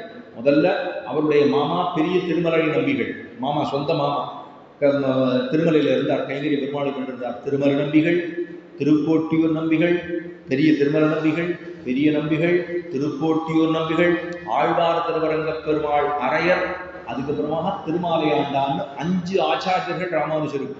பெரிய நம்பிகள் தான் அவருக்கு பஞ்சசம்ஸ்காரம் சாதித்தவர். சங்கு சக்கர லாஞ்சனங்களை குறித்தவர் யாருன்னா பெரிய நம்பிகள். அவர் தான் மதுராந்தகம் இருக்கும் இல்லையோ, நம்ம சென்னப்பட்டத்தில் இருக்கோ இல்லையோ மதுராந்தகம், அங்க ஒரு மகிழ மரத்துக்கு கீழே தான் அவருக்கு பஞ்சசம்ஸ்காரம் சங்கு சக்கர லாஞ்சனங்களை குறித்தவர் பெரிய நம்பிகள். ஏரி காத்தராமர் அந்த பக்கத்துல இருக்காரோ இல்லையோ, அங்க அந்த இடத்துல பக்கத்துல மகிழ மரத்துல.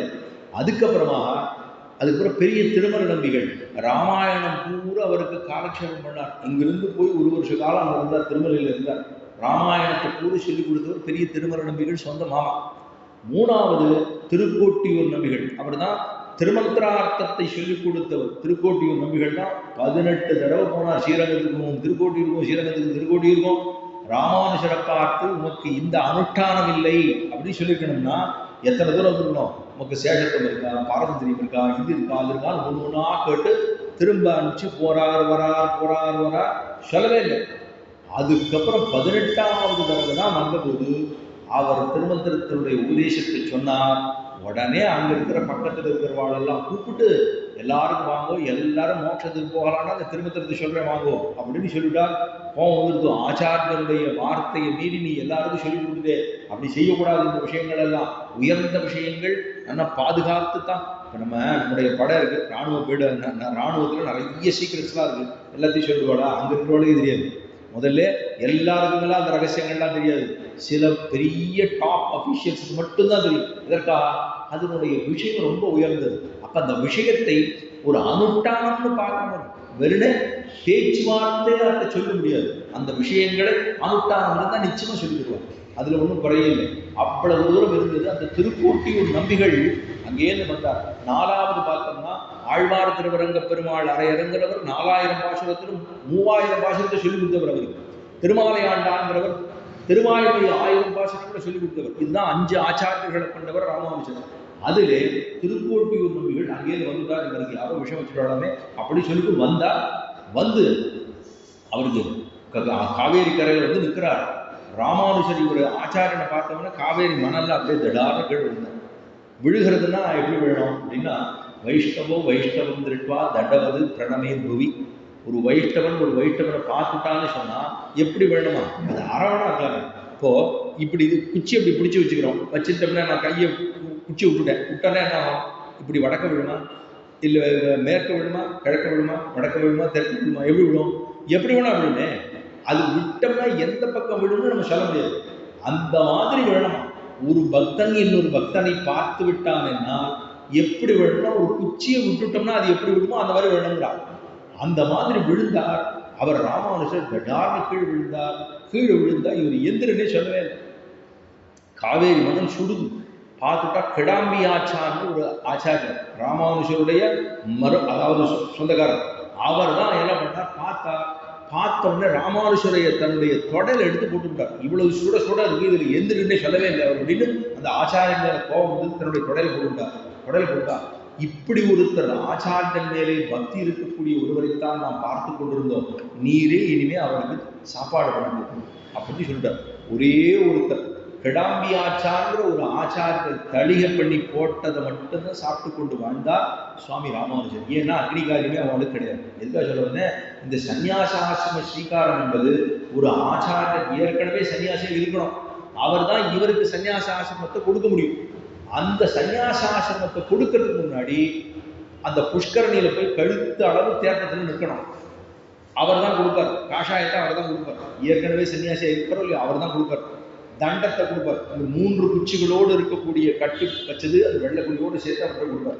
அப்ப அதை பிடித்து கொண்டு அவர் என்ன பண்ணணும், சந்நியசம்மையா சந்நியசம்மையா சந்நியசம்மையா சந்நியாசத்தை ஏற்றுக்கொள்ளுகிறேன், இந்த சம்சார பந்தத்தில் எதிலையும் ஈடுபட மாட்டேன், இனிமே இந்த சந்நியாச ஆசிரமத்தை சீகரித்துக் கொள்ளுவோம், நாம் பகவானுக்கும் நமக்கும் நேரடி தொடர்பு, அவரையும் நாம் அவரை தொழுது கொண்டே இருப்போம், சததம் கீர்த்தனம் பண்ணுவோம், திருடபிரதமாக இருப்போம், அவரையே அர்ச்சனம் பண்ணுவோம்னு சொல்றதுதான் சன்னியாசிகளுக்கு இருக்கக்கூடிய கர்த்தவியம்.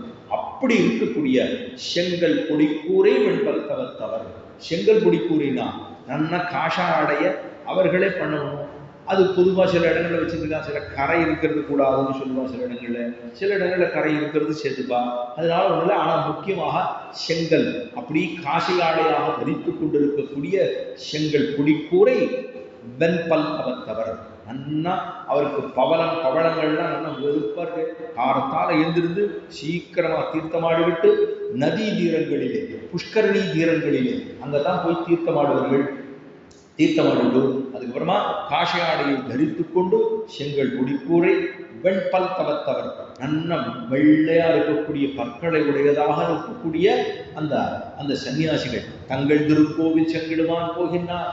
அவரவர்கள் கோவிலுக்கு என்ன பண்றாரா, அவர்கள் புறப்பட்டு செல்கிறார்கள். அவரவர் கோயில்களுக்கு பூஜை செய்வதற்காக புறப்பட்டு சென்று கொண்டிருக்கிறார்கள்.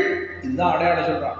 அப்படின்னா அவன் என்ன மத்தியான வேலையில கூப்பிடுறான், விடிகாத்தால தானே கூப்பிடுறா, அத்தான் சொல்றா வெடிஞ்சு போயிருக்கு அடையாளம் தானே. இவன் கேட்டான், மொதல் அடையாளம் சொன்னது உங்கள் விடக்கெட தோட்டத்து வாய்வு செங்கடி வாய்ந்தாமல் வாய் கும்பினா, எனக்கு இது சாகிக்கலை, இது எனக்கு பிடிக்கல, நீ சொன்னதெல்லாம் சரியா தோணலை, வேற அடையாளம் சொல்லுன்னா. 2வது அடையாளம் தான் செங்கல் பொடிக்கூரை வெண்பல் தவத்தவர் தங்கள் திருக்கோவில். அவரவர்கள் கோவிலுக்கு தங்கள் திருக்கோவில் சொல்றாங்க. அதாவது துஜராக இருக்கக்கூடிய சிவதுஜர்னு சொல்லப்படுகிறது. அதாவது சைவ சித்தாந்தத்தில் இருக்கக்கூடிய பிராமணர்கள் எல்லாம் என்ன பண்றாளா, அவர்கள் காலங்காலமாக போயிட்டு இருக்காவா, பெருமாள் அவவா கோயிலுக்கு போறா, திருக்கோவில் அவர்கள் கோயில்களுக்கு சென்று பூஜை பண்ண போகிறார்களே. கார்த்தால எல்லாம் எழுந்து பண்றாளே, காலம்பரை எழுதுன்னு சொன்னா பிராத சந்தியாவந்தனம்னு கார்த்தால பண்ண வேண்டும். காலம்பரை பண்றதுக்கு முதல்ல காலை நேரத்திலே சந்தியாவந்தனம். நம்ம சாப்பாடுங்கிறது வந்து ஏதோ காலை மதியம் மாலை. ஒரு மருத்துவர்கிட்ட போயிட்டோம்னா சாமு சாப்பியா என்னது சாப்பிடுவதற்கு முன் சாப்பிட்டு அப்படின்லாம் மருந்து எழுதி கொடுத்துருவான். முன்னாடிலாம் சாமு அப்படின்னா சாப்பி இன்னும் எழுதிடுவா. இது என்னன்னு தெரிஞ்சுக்கணும்னா அவ சொல்லுவா உடனே, இது எப்படி சாப்பிடுவோம், இதை எப்படி சாப்பிடுவோம், இதை எப்படி கரை சாப்பிடணும், இப்படி காரணம். அப்போ இதெல்லாம் சொல்லுவான். எதுக்காக சொல்லணும், காலையில இன்னும் சாப்பிடணும், மத்தியானம் இன்னும் சாப்பிடணும், ராத்திரிக்கு இன்னும் சாப்பிடணும் அப்படின்னு 3 வேளை இருக்கிற மாதிரி இவர்களுக்கு என்னன்னா கார்த்தால சூரியன் உதிக்கிற பொழுதே சந்தியாவந்தனத்தை பண்ணிட்டே இருக்கும். காயத்ரி ஜபத்தை உச்சரித்து கொண்டிருக்க வேண்டும். மாத்தியானிகம் 12 மணி சூரியன் நடுவுல வந்து நிற்கிறது உச்சி வெயில் அப்படிங்கிற போது அப்ப மாத்தியானிகம் கைகத்தியத்தை பண்ண வேண்டும். சாயரட்ச சூரிய அஸ்தமனத்துக்கு முன்னாடியே பண்ணணும். 3 வேளை சந்தியாவந்தனம். கீழே ஒரு நாள் சொன்னேன், எப்படி இடையர்களுக்கெல்லாம் 3 வேளை 30 கடைந்தீண்டிய வெண்ணெய். 3 காலம் அவர்கள்லாம் வெண்ணெய் கடைவாளாம். யாருக்கு, இந்த இடையர்கள்னா 3 காலம் காலம்பரை மத்தியானம் சாயந்தரம் 3 வேளை அவளா வெண்ணெய் கடைவாளாம். அது எதை போல, பிராமணர்களுக்கு 3 வேளை சந்தியாவந்தனாதிகளை போலேன்னு சொல்லியிருக்கான். 3 வேளை அவள் சந்தியாவந்தனம் பண்ணணும். இப்போ 3 வேளை சந்தியாவந்தனம் பண்ணா காலம்பரை எழுந்திருந்து சீக்கிரமா பண்ணணும். மத்தியானம் பண்ணா அவள் அலுவலகத்துக்கு போயிட்டால என்ன பண்றது, அலுவலகத்துக்கு போயிட்டா அதுக்கு கஷ்டம் இருக்கல. இப்போ என்ன பண்ணோம், கார்த்தாலேயே செய்து விட்டுத்தான் செய்ய வேண்டும், செல்ல வேண்டும். அதையும் பண்ணிட்டு சந்தியாவந்தனம் தனியாக பண்ணணும், மாத்தியானிகத்தை தனியாக பண்ணணும். அப்புறம் சாயராஜனை திரும்ப வந்து அதுக்கப்புறமா செய்ய வேண்டும். இந்த 3 சந்தியாவந்தனாதிகளை பண்ணி அதுக்கப்புறம் கோவில்ல ஆராதனத்துக்கு செல்கிறார்கள். சந்தியாவந்தனம் பண்ணி ஆராதனத்துக்கு பெருமாளுக்கு பூஜை பண்ணணும் இல்லையோ, அதுக்கு சென்று கொண்டிருக்கிறார்கள். செங்கல் குடிக்கூரை வெண்பல் தவத்தவர் தங்கள் திருக்கோவில் செங்கிடுவான் போகின்றார். அங்க போய் சங்கு அப்படின்னா ஒரு கதவுக்கு ஒரு சாவி போட்டு திறக்கணும் இல்லை. பெரிய கோவில்னு சொன்னா பெரிய சாவி பெருசா அந்த சாவியை போட்டு சங்கிடுவான் போகின்றார். எல்லாம் அவர் தங்கள் திருக்கோவிலுக்கு போயிட்டு இருக்க பாருங்க. இதுதான் அடையாளம் விடிந்ததற்கு அப்படின்னு சொன்னா. மேலே சொன்னா, இவ்வளவு நான் சொல்லி பார்த்துட்டு நீ எதுக்குன்னா தெரியலையே, நீ என்ன சொன்ன முதல் நாள் ராத்திரி, நீ என்ன சொன்ன? எங்களை முன்னம் எழுப்புவான், எங்களெல்லாம் சீக்கிரமா வந்து எழுப்புறதா நீ சொன்ன. இப்ப படுத்து தூங்கிட்டு இருக்கு. வாயில பேசுறது ஒண்ணா இருக்கு, நீ செய்யற காரியம் ஒண்ணா இருக்கு. இது ரெண்டும் ஒத்து போகலையே. வாயாலே சொல்லுவதும் நீ செய்கிற காரியமும் ரெண்டும் ஒத்து போவதாக தெரியவில்லையே. எங்களை முன்னம் எழுப்புவான் வாய் பேசும், எங்களை ரொம்ப சீக்கிரமா வந்து எழுப்புறதா நீ சொன்னியோ இல்லையோ. நாங்கள்லாம் பூஜை பண்ணிட்டு இருக்கோம்னு சொன்னா, இந்த செங்கல் குடிக்கூரை வெண்பல் தவத்தரின் தங்கள் திருக்கோவில் செங்கிடுவான் போகின்றான்னு சொன்னா அவள்கிட்ட எவ்வளவு சிரத்த இருக்கு தெரியுமா? அவளுக்கு எவ்வளவு சிரத்தைன்னா, பரமாத்மனியோரக்கா விரட்டா அபரமாத்மனின்னு சொல்லுவாங்க.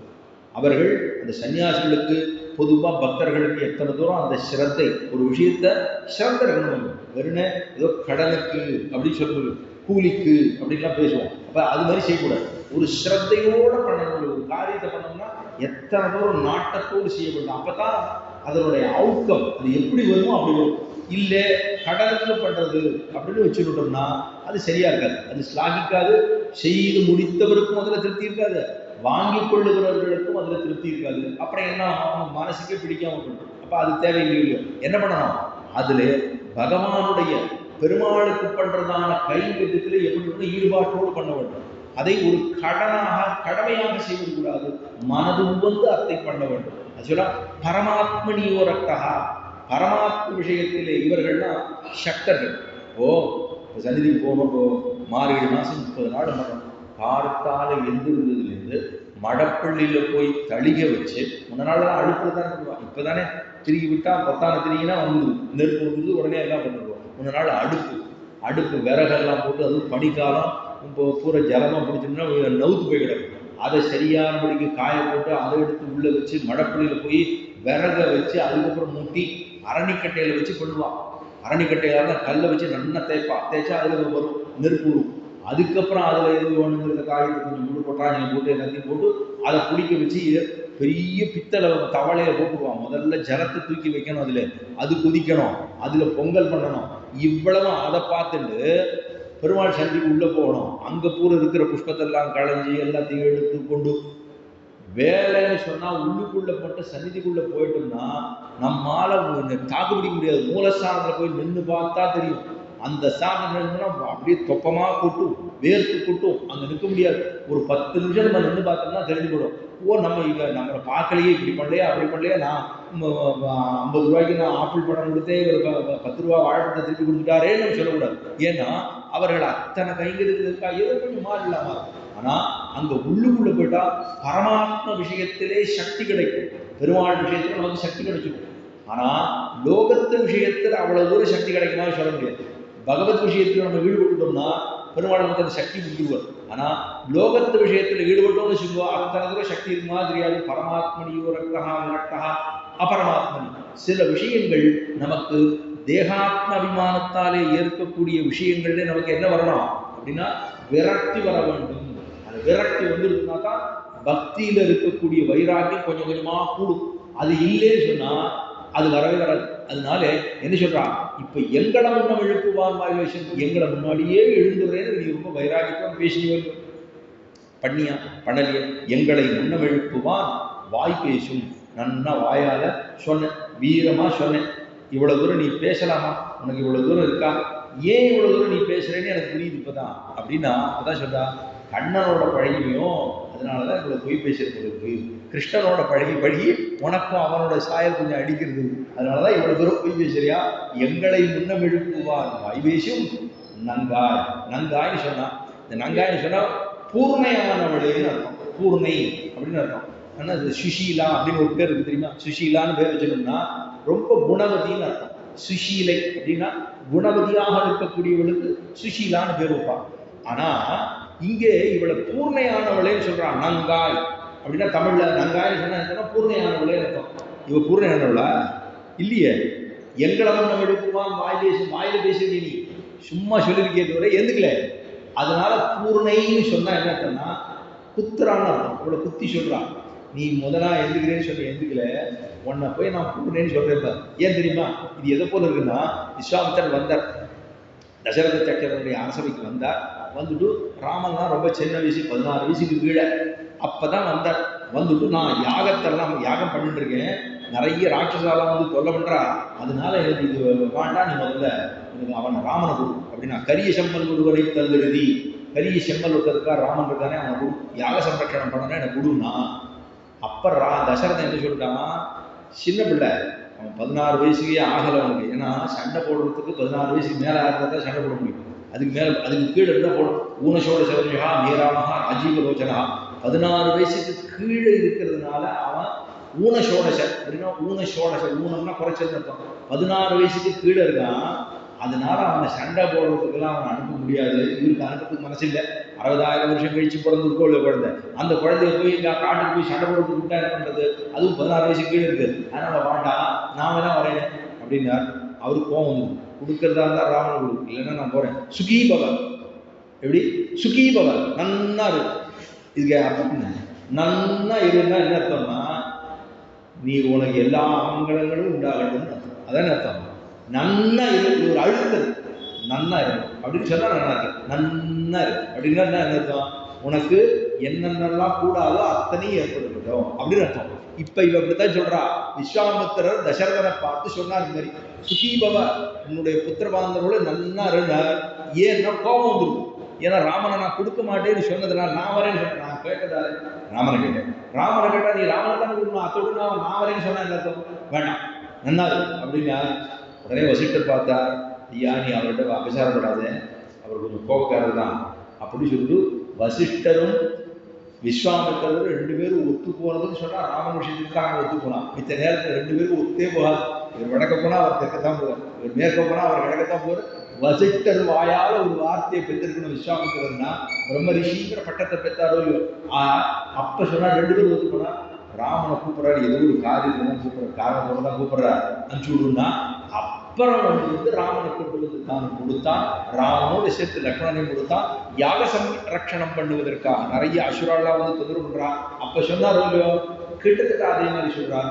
நங்கா அப்படின்னா பூர்ணையான அப்படின்னா பூர்ணை இல்லை, நீ தூங்கி வழியில வேண்டாம், இருக்கட்டும் பரவாயில்ல. நங்காய் எழுந்திரா, சீக்கிரம் எழுந்திரு, உன்னை பார்த்து தான் எங்களுக்கு ஆசை ஏற்படணும் அப்படின்னு கொஞ்சம் குஷிப்படுத்தினா தானே முடியும். அப்ப எழுந்திரா, உன்னை பார்த்து நாங்கள் எல்லாம் சத்தை பெறப் போகிறோம். நங்காய் எழுந்திராய் நானாதாய். கொஞ்சம் கூட வெக்கமே இல்லைனா. முதல் நாள் ராத்திரி நல்லா வாய்கிழியே பேசுறேன், நல்லா விண்ணாரமா பேசுறேங்கிற அளவுக்கு விண்ணாரமா பேசுறேன். விண்ணுக்கும் மண்ணுக்குமா நல்லா பேச்சிருக்கே தவிர காரியத்துல ஒன்னையும் காணும். நங்காய் எழுந்திராய் நானாதாய் நாவுடையாய், வெட்கமில்லாதவளே நாவுடையாய், நான் வீருடையவளாக இருக்கக்கூடியவளை. நல்லா பேசுறிய, நாக்கு 4 மழை நீடு அப்படின்பா, சாப்பிட்றதுக்கு சொல்லுவா. இது நல்லா பெருசா வாயாடன்னு பொதுவா சொல்றது இல்லை, வாயாடின்னு தான் பொதுவா சொல்றாளோ. ஒருவேளை அது எப்படி சொல்றாளோ தெரியாது. ஆனா நல்லா பேசுறிய, நாவுடையாய், நல்லா வாக்சாதுரியம் இருக்கக்கூடியவே, பேச்சிலே ஒரு இனிமை, நல்ல இனிமையா பேசுற. பேசத்தான் கண்டேன், காரியத்தில் ஒன்றையும் சொல்லுமா. அதே போலதான் நங்காய் எழுந்திராய் நானாதாய் நாவுடையாய் சொன்ன மேலே சங்கொடு சக்கரமேந்தும் தடக்கையன் பங்கைய கண்ணானை பாட. சங்கொடு சக்கரமேந்தும் தடக்கையன், இப்படி இருக்கிற பெண் பிள்ளையே உன்னை எழுதுகிறேன், பரிபூர்ணையானவளே, நாவுடையாய், நல்லா பேச்சுடைய சாமர்த்தியம் இருக்கக்கூடியவளே, நானாதாய், வெட்கமில்லாதவளே, எந்திருந்து என்ன தெரியுமா பண்ணணும்? எம்பெருமானை பாடவணும். கீழே ஒரு ஸ்லோகம் சொன்னேன் இல்லையோ, சததம் கீர்த்தயந்தோமா யதந்தஸ்ய திருடப்பிரதாக நமசந்தஸ்ய மாம் பக்தியாக நித்தியயுக்தாக உபாசதே. நித்தியமாக அவன் நித்தியமாக வாழ்கிறான், கொஞ்சம் கூட கலக்கம் இல்லாமல் வாழ்கிறான். அப்படியே ஒரு அவனுக்கு குறிக்கோளோடு வாழ்கிறான். அப்பேற்பட்டவன் தான் என்னுடைய பக்தன். அவன் சததம் என்னையே கீர்த்தனம் பண்ணுகிறான், என்னிடத்திலேயே உபாசனம் பண்ணுகிறான். அவன் திருட பிரதனாகத்தான் இருக்கிறான். அப்படி இருக்கிறவன் தான் எனக்கு ரொம்ப பிடிக்கிறது என்று எம்பெருமான் சொன்னதும் இங்கே சொல்றார். நானாதாய் நாவுடையாய் சங்குடு சக்கரமேந்தும் தடக்கையன். சங்கும் சக்கரமும் பெருமாளுக்கு அடையாளங்கள்னு சொன்னா சங்கு சக்கரத்தோடு இருக்கார் பெருமாள். அதான் குழந்தைகளுக்கு சொல்ல முடியும், இது யாரு இந்த பெருமாள், இந்த சுவாமி யாரு அப்படின்னா அது இப்படி பார்க்க பாருங்க. ஏற்கனவே சொல்லிருக்கா, என் பாட்டி தாத்தால சொல்லிருக்கா, சங்கு சக்கரம் இருக்குன்னா மகாவிஷ்ணு அப்படின்னு குழந்தைகள் எல்லாம் சொல்லு. ஆஹா, சங்கொடு சக்கரம் ஏந்தும் தடக்கையன், சங்கம் உள்ளது சக்கரம் உள்ளது. சங்கம் அப்படின்னு சொன்னா பாஞ்சசஞ்சம், இந்த சக்கரம் என்று சொன்னா திருவாழியாழ்வார், சக்கரத்தாழ்வார் சன்னதி ரொம்ப பிரசித்தமும் இல்லை. விஷ்ணு கோயில்கள்லாம் போனேன்னா சக்கரத்தாழ்வார். ஏன்னா அந்த சக்கரத்தாழ்வாரின் இடத்துலதான் பகவான் தன்னுடைய சக்தியை பூரா அங்க வச்சிருக்காரு. எல்லா சக்தியும் சில இடங்கள்ல 8 கரங்களோடு இருப்பார், சில இடங்கள்ல 16 கரங்களோடு இருப்பார். ஸ்ரீரங்கத்துக்கு போனோம்னா முதல்ல உள்ளுக்குள்ள ரங்காரங்கா வாசல்ல போனோம்னா முதல்ல இந்த பக்கம் வலது கை பக்கம் பார்த்தோம்னா ராமானுஷருடைய சன்னிதி இருக்கும், இடது கை பக்கம் பார்த்தோம்னா சக்கரத்தாழ்வாருடைய சன்னிதி இருக்கும். இந்த சக்கரத்தாழ்வாருடைய சன்னிதியில அவருக்கு சக்தி உண்டு நிறைய. எல்லாம் பகவானுடைய சக்தி பூரா சக்கரத்தாழ்வார் வைத்துள்ளபடினாலே அவரிடத்துல நிறைய சக்தி கொண்டிருக்கார். அதனால எல்லாரும் அவர்கிட்ட போறோம். ஓம் அதாவது நிறைய கிட்டாய கோவிந்தாய குருஜனோத்தமாய வராய புருஷாய பரமாத்மனே பரஹன்ன மந்திர யந்திர சந்திர ஔஷத அஸ்திர சஸ்திராணி சம்பர சம்பர முத்தியோ மோச்சை மோச்சைய ஓம் நம பகவதேன்னு சொல்லி சக்கரத்தாழ்வாருக்கு கொண்டாட்டம். அத்தனை தூரம் பெருமை. சுதர்சன ஹோமம் பண்றாலே தெரியும், சுதர்சனருக்கு ஹோமம் பண்றவங்க சக்கரத்தாழ்வாருக்கு தனியா ஒரு ஹோமம் அப்படின்னு பண்ணுவார். இதெல்லாம் தனி விஷயம். சக்கரத்தை ஏந்தி கொண்டிருக்கக்கூடியவன் ஆழி, திரு ஆழி, ஆழி சக்கரம். ஆழியுடும் பொன்னாறு சாரங்கமுடைய வடிகளை இன்னாரென்னு அறியேன். ஆழ்வார் பாசுரத்துல சாரங்கத்தையும் சக்கரத்தையும் உடையதாக இருக்கக்கூடிய எம்பெருமானே இவன் யார் அப்படின்னு பார்த்தா எம்பெருமானையே அவனையே சொல்லுகிறோம், ஸ்ரீமன் நாராயணனையே சொல்லுகிறோம். சங்குடு சக்கரம் ஏந்தும் தடக்கையன் கையில வச்சிருக்கா. அந்த பாஞ்சசன்யத்தை தான் ஆண்டாள் ரொம்ப ஆச்சரியமா நாச்சியார் திருமொழியில கொண்டாடுகிறார். பாஞ்சசன்யம் ஏன்னா சக்கரம் இருக்கு, வலது கையில சக்கரம், இடது கையில சங்கம், 2 இருக்கு. இங்கே சக்கரம் இருக்கும், இங்கே சங்கு இருக்கு. இப்போ அந்த பாஞ்சசன்யத்தை தான் பெருமாள் எடுத்து ஊதுறாரு. இப்போ அவளுக்கு என்ன ஆசைன்னா பகவானுடைய வாய்க்குள்ள போகணும்னு ஆசை. இந்த வாய் அதராமிருதம், அதரத்தில் இருக்கக்கூடிய அமிர்தத்தை பருக வேண்டும்னு ஆசை. இந்த பாஞ்சசன்யத்துக்கு தான் எத்தனை பிரார்த்தம். பக்கத்திலே இருக்கணும், இப்படி எடுத்து இப்படியே வாயில் வச்சுக்கலாம். இந்த சக்கரத்தை எடுத்து வாயில் வச்சுக்க முடியுமா? அது ஒன்றும் பண்ண முடியாது, சக்கரத்தை வாயில் வச்சுக்க முடியாது. இப்ப என்ன இதுல தெரிய வருதுன்னா, சக்கரம் என்று சொன்னால் துட்டர்களை எல்லாம் நிரசனம் பண்றதுக்காக போடுது. எப்ப பார்த்தாலும் பெருமாள் சக்கரத்தை எடுத்து வேவி விட்டுருவார். வேவி விட்டா நேரம் சுத்திட்டே போய் அவ தலையை போடுவோம். இப்ப இது சக்கரத்துக்கு இந்த காரியம் வேலை செய்யணும், ஆனா அதுல வாயை வச்சுக்க முடியாது. என்ன வேலை செய்யணும், சக்கரத்தாழ்வார் வேலை பூரா பண்ணணும், ஆனா அதை ஒரு நாள் வாயில் வச்சுக்க முடியாது. சங்கம் ஒரு வேலையும் பண்ணாது. சங்கம் என்ன பண்ணுவோம்? ஒண்ணுமே பண்ணாது. ஆனா பெருமாளுடைய வாய அமிர்தம் கிடைக்கிறது. சங்கரையா ஒரு செல்வம் சால வழங்கியது. திருவரங்கத்துக்காக ஆண்டாள் நாச்சியார் திருமண பாசனம் படுறா. சங்கரையா, சங்கத்துல சங்கத்தாழ்வானாக இருக்கக்கூடிய உமக்குத்தானே பெருமானுடைய அதராமிர்தம் கிடைக்கிறது. காரியமே பண்ணாம உனக்கு இவ்வளவு பகுமானமா அப்படின்னு சொல்றான். என்ன லோகத்திலே சில பேர் காரியமே பண்ண மாட்டான், ஆனா அவள் பேர் நல்லது. சில பேர் மங்குன்னு காரியம் பண்ணுவா, அவளை எல்லாம் அவளை தூர பண்ணிடுவான், ஒண்ணுமே இருக்காது. இவ்வளவு காரியம் பண்ணி ஒண்ணும் இல்லை, காரியம் செய்து கழனி தண்ணியில கை விட்டோம் அப்படின்னு சொல்றாலும் அந்த மாதிரி ஆயிடும். சங்கொடு சக்கரம் ஏந்தும் தடக்கையன். நம்மாழ்வார் ஒரு பாசுரத்துல திருவரங்கத்துக்காக 7ஆம் 10 2ஆம் திருவாய்மொழி இப்ப ஆரம்பிச்சிடும். நாளைக்கு வைகுண்ட ஏகாதசி. வைகுண்ட ஏகாதசிக்கு அப்புறத்துலேருந்து 10 நாள் உற்சவம் ராப்பத்து ஸ்ரீரங்கத்துல 1000 மண்டபத்தில் நடக்கும். ஸ்ரீரங்கத்துல ரொம்ப பெருமை. ஸ்ரீரங்கத்துல 3 இடங்களில ஆண்டாள் சக்தி ரொம்ப பிரசித்தம். இது திருவாய்மொழி மண்டபம், 1000 மண்டபம், மணல்வழி வெள்ளக்கோபுரத்துக்கு உள்ள வழியாக நடந்தோம்னா முதல்ல பெரிய மண்டபம் திருவாய்மொழி மண்டபம். 1000 மண்டபம்னு இருக்கும். அதுல 1000 இல்லை, 900 தான் இருக்கு. இதற்காக தெரியுமா? 980 கால் தான் இருக்கு, 1000 முழுசா கிடையாது. ஆனா அதுக்கு ஒரு தாத்பரியம் இருக்கு. அந்த 1000 மண்டபத்துக்கு முன்னாடி மணல் வெளி இருக்கும். ஸ்ரீரங்கத்துல வெள்ளக்கோபுரம் வழியா உள்ள போகும். வெள்ளக்கோபுரம் இருக்கிற இடத்துக்கு கீழே வீதின்னு பேர், கீழே சித்திர வீதி, கீழே உத்தர வீதி பேர். அங்கேருந்து உள்ள வந்தோம்னா அது பெருமானுடைய திருவடி இருக்கிற இடம். கீழே சித்திர வீதி கீழே பக்கமெல்லாம் வீடு விலை ரொம்ப கூட, ஏன்னா பெருமாள் திருவடி இருக்குல்ல அங்க. அதனால கீழே பக்கம்லாம் ஸ்ரீரங்கத்துல விலை வீட்டை வாங்கணும்னா நிறைய விலை உண்டு. அந்த இடத்துல இருந்து உள்ள வந்தோம்னா மணல் இருக்கும். அந்த மணல்ல பந்தல் போட்டுருவா. எதற்காக பந்தல் போடுறான்னு காரணம் இருக்கு. ஏன்னா உள்ளுக்குள்ள இருக்கிறது மண்டபத்துல கருங்கல் காலில் இருக்கும். 1000 கால் இருக்குன்னா 900 கால் இருக்கு. வெளியில இருக்கக்கூடிய கால்களை இந்த பந்தலுக்கு கால் போடுறவங்கள மூங்கிலையோ சவுக்குலையோ கால் போடுவான். அந்த காலையும் சேர்த்தா தான் 1000 கால் வருமே தவிர இத்தனை கால் போடணும்னு கணக்கு இருக்கு.